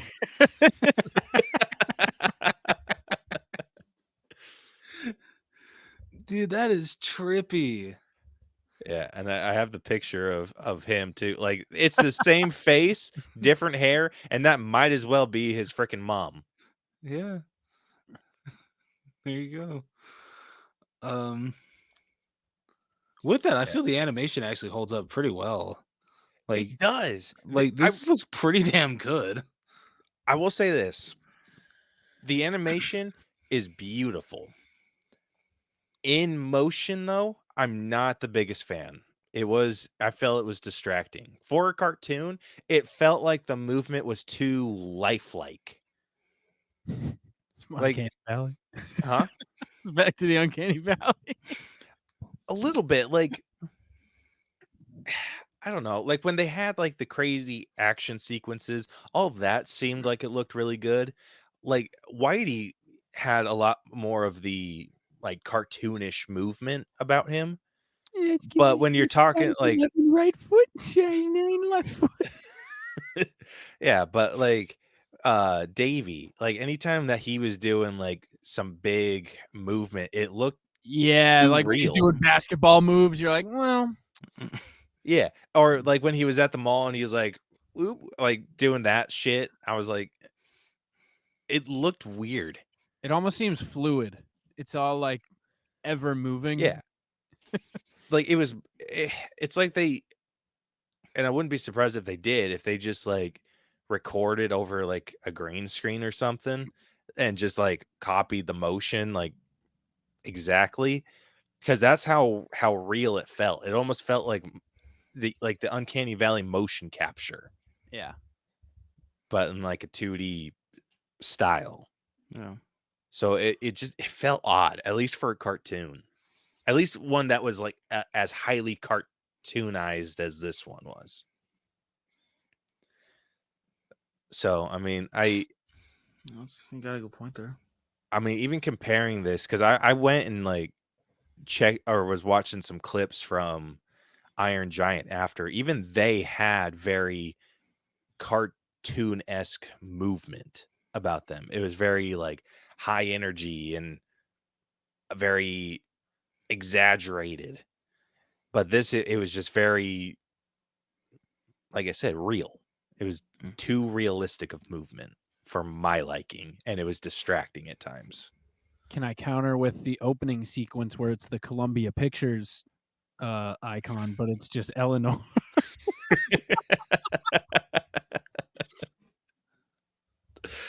I might bump it up 1 point for that, but that is all I will give you.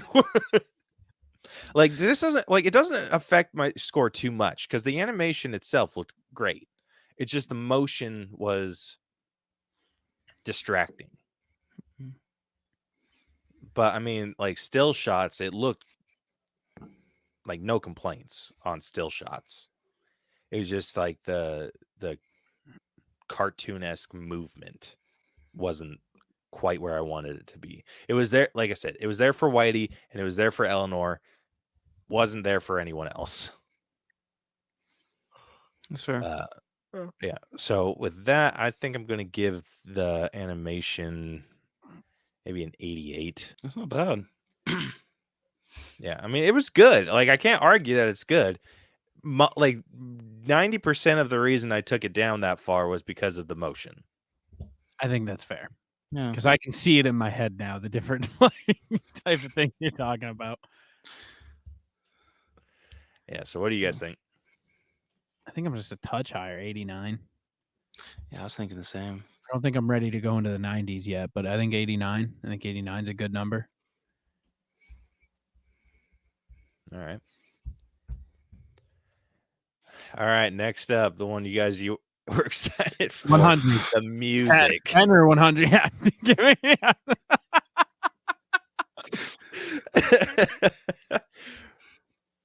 Oh man, dude, you guys are gonna hate me. I very much dislike the soundtrack. How can Other you than- not like the classic lines of "Can I walk around with my morning erection?" If you are an automatic rejection because you had to take it. But I'd like to see it anyway. Just kidding. Oh shit. Oh man. You know what I think's gonna happen though, too? You're gonna watch this back after seeing our pure joy. And like you're gonna now remember the things better. You're gonna like as they come, you're gonna start to be like, oh yeah. You're gonna have a newfound appreciation for Whitey Duvall and everything about him. And you're gonna watch this back and it's gonna go crazy. Caleb, on my next visit, we're going to be quoting this movie to each other. Okay. Oh, I just man. know it. I don't know about that, but I I believe will also- say I know myself, and I know that's exactly what's going to happen too. Like I'm gonna remember this bit. I'm gonna remember the movie being better than it was because of how fun this conversation about it has been. Dude, we got to watch and this on VR. and then I'm gonna rewatch it and be like, oh, Yo, What'd you say? We got to have a movie night and watch this on VR. it's on Hulu and Amazon right now. You said it hooked up to Amazon? I think it hooks up to Amazon. Hell yeah. Okay, if we all get in, if we can all do dude, we'll freaking get DJ in on it too. Me and Rose are just gonna be in the fucking corner singing.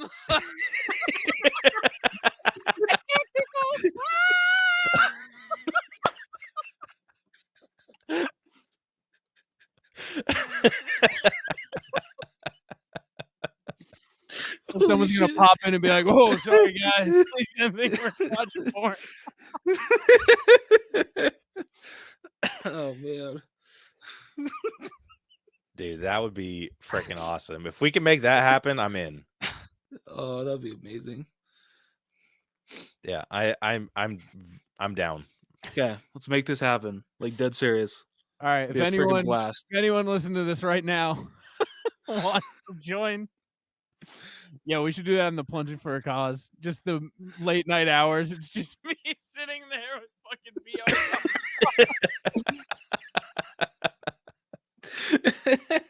have a fucking QR code. It's like, come join our theater. Dude, that'd be sick. That'd be super cool. Especially come sing along with us to Hey Crazy Nights. It's not supposed to be a sing along, but it's gonna turn into one. Do they sell a sing along version? I wish they did. I bet it wouldn't be hard to download like subtitles for that. Yeah, fair enough. Yeah. So, Dude, bum bitty bitty bitty bum bum. Bum bitty bitty bitty bum. listen, even though I know I didn't like this soundtrack as much as you guys, I'm not very low. Okay, that's good. I'm sitting at like an 8. That's a lot higher than I thought it was gonna be. Yeah, I like That's pretty good. And this it's is not about nearly enough to offset the 10s that me and Rose have decided to give this soundtrack. So you're both going with 10s? Yeah. Yeah. All right, let's see what my 8 brings it down to a 9.3, and since we round down, that brings the scores to a 9. Damn. All right. I'll take a 9. Yeah, there we go. Yeah, that works. Hate to be the buzzkill about it, but It's time you start introducing decimals.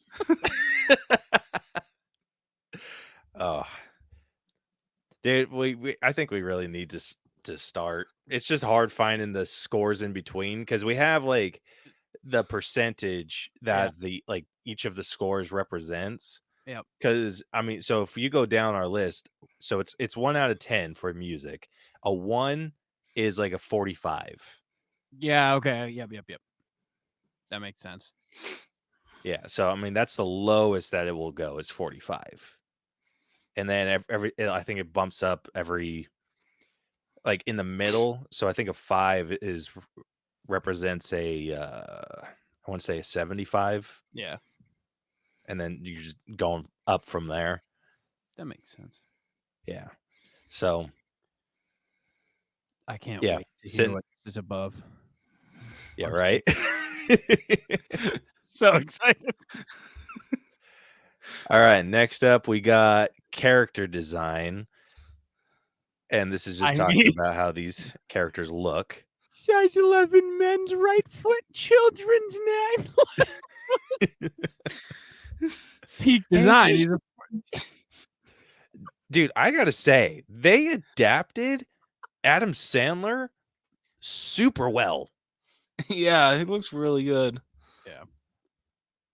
Yeah, and I mean, it looks like they could. I mean, other than like Eleanor, but it looks like they could have freaking. I mean, I just got to compare it real quick to what Jackie Sandler looks like. I mean, that could easily be Jackie Sandler too. Yeah. And like true. Same thing with the kid. I mean, the kid the kid who voiced Benjamin is a little bit more redhead than him. Yeah. But I mean, it looks exactly like how he's supposed to. All right, now get these regular humans off the screen and show us what we really want. Yeah. Freaking Whitey and Eleanor.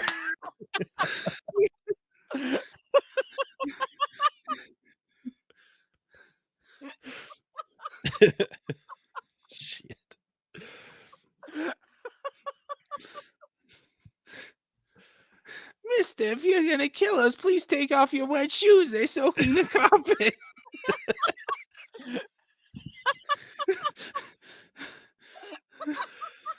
Oh my gosh, dude. I thought Whitey was a gem, and then Eleanor comes in and just she helped. Yeah. Right when you think you're getting sick of Whitey, maybe you're like, okay, this is a lot. You're like, no, it's not. It's the best. This is the best tandem of all time. A little part when she she strips is like, "What's that in your pocket?" It's a note from my parents. Why don't you go stay with them? They died. My bad.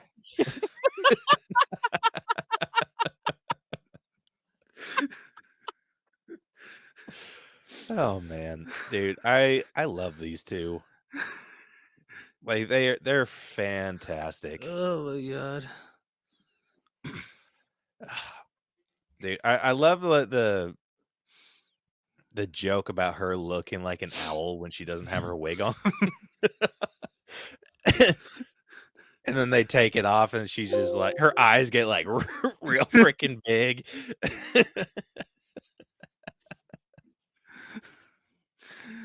Oh my god.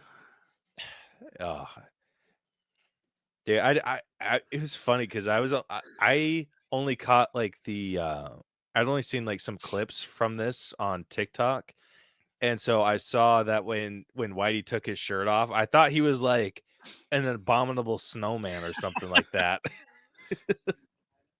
like a super tiny abominable snowman. Oh man. Like I didn't realize he was supposed to be like a dude.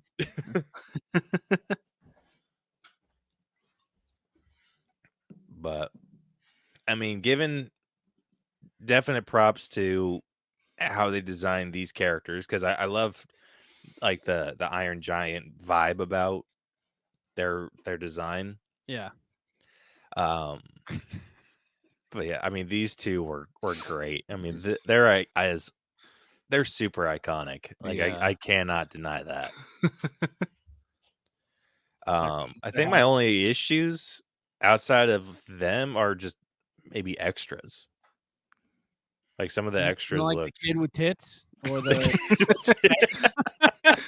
or the fat guy with the jog strap. Oh, Yeah. a 2, a 3. Dude, I freaking love that kid. The freaking fat kid. Oh, That tried and on the he's just bra. like, Are you yeah, a so this boy? team wins mainly because I want to see that kid cry.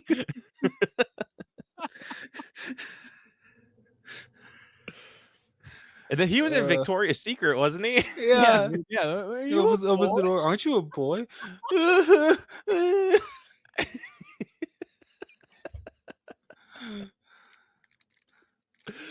Oh man. Are you telling me you don't like what was his name? Who's John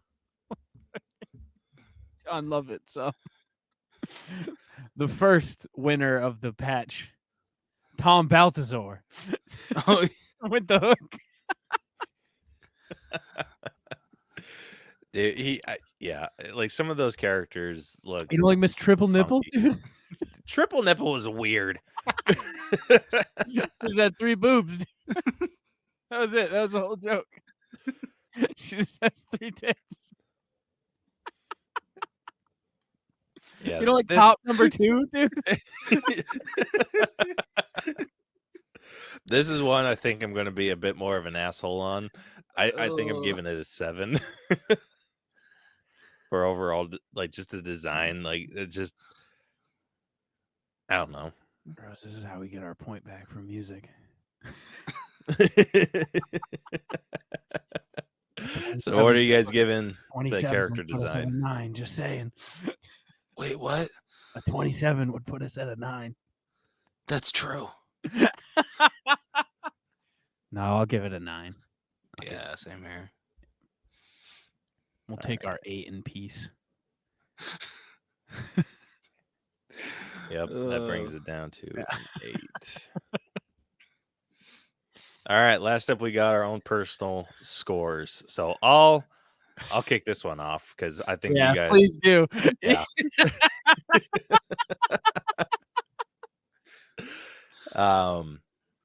I'm gonna kick this off with a solid 80.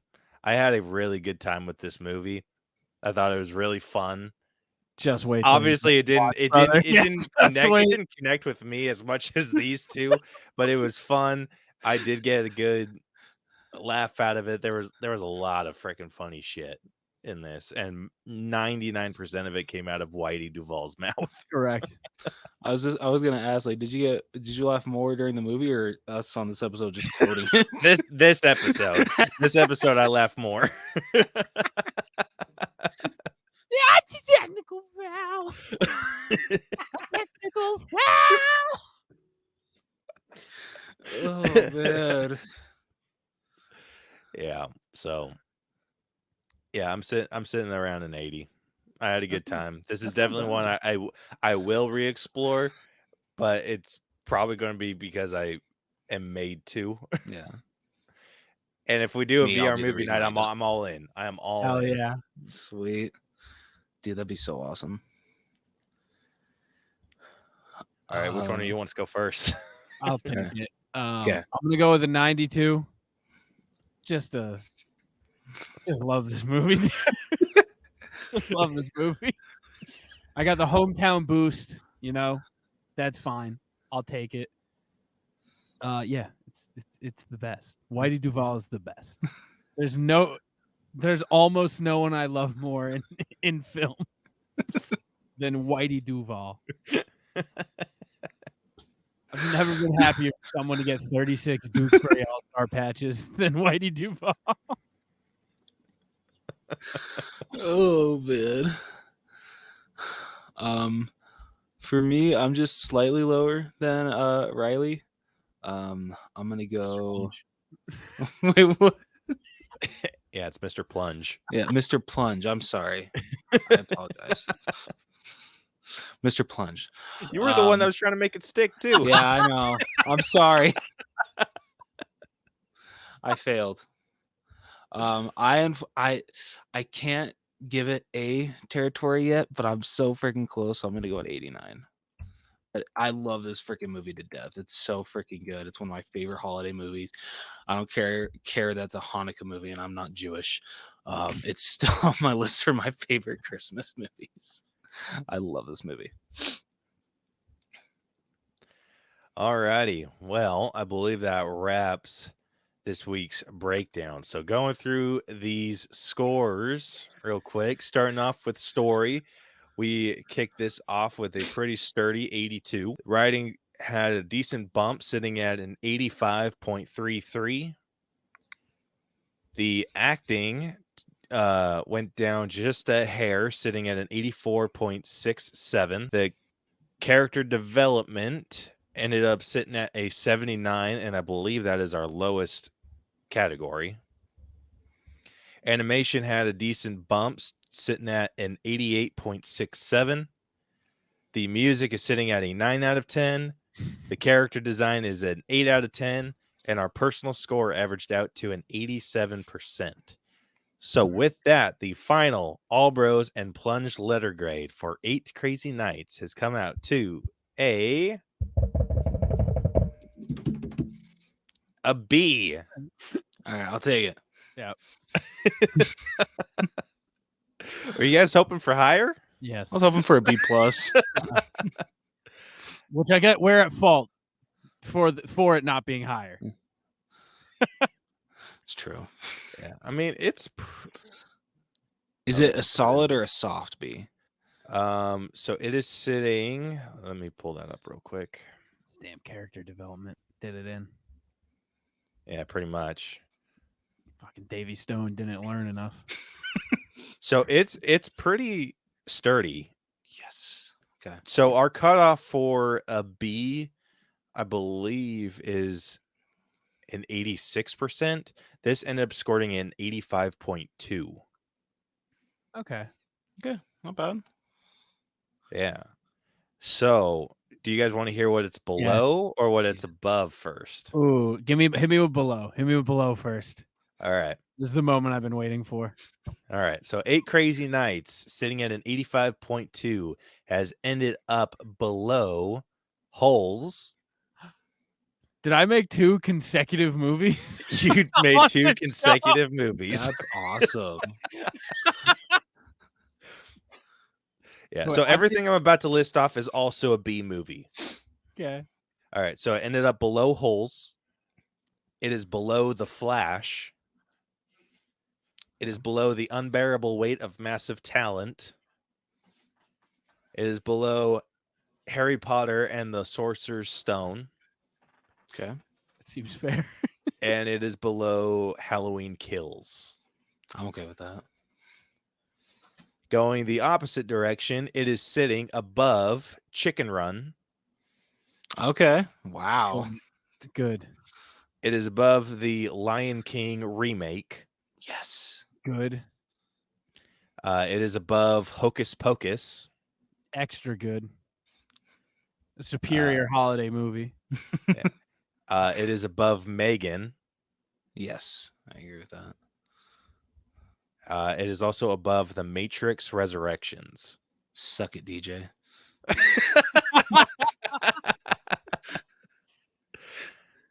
Yeah. I'm trying to see if some other popular movies. I'm still just That is impressed above. that I've had 2 appearances on this show and we've somehow managed to give both movies the same exact grade. That's freaking awesome. Like Dude, the same they're number so grade. close to each other. The difference between them. So 8 Crazy Nights, 85.2. Holes got an 85.25. damn. So it's a 0.05% difference. So if you need a B movie review, you know who to call in. All right? That's my new nickname. I'm Sturdy B. Sturdy D. I love it. Sturdy B. I love it. Yeah. Let's see. Yeah. Anything it's below. I mean, it's below Force Awakens. Above Spider-Man 3, Age of Ultron. Ooh. It's above Solo, Thor Ragnarok, Sonic the Hedgehog. It's above Thor Ragnarok. Yeah, it's above Sonic the Hedgehog too. Wow. What beef did you guys have with Thor Ragnarok? Dude, I'm always shocked that freaking I'll have Ragnarok was beef that with low. Thor Ragnarok. I'm gonna have to go listen. I need that one for my own ears. Yeah, so that's actually one that we don't have this updated episode, our review system. Yeah. So this is Thor Ragnarok was our first or second, or I think it was our third episode. Okay. And yeah, we liked it and all.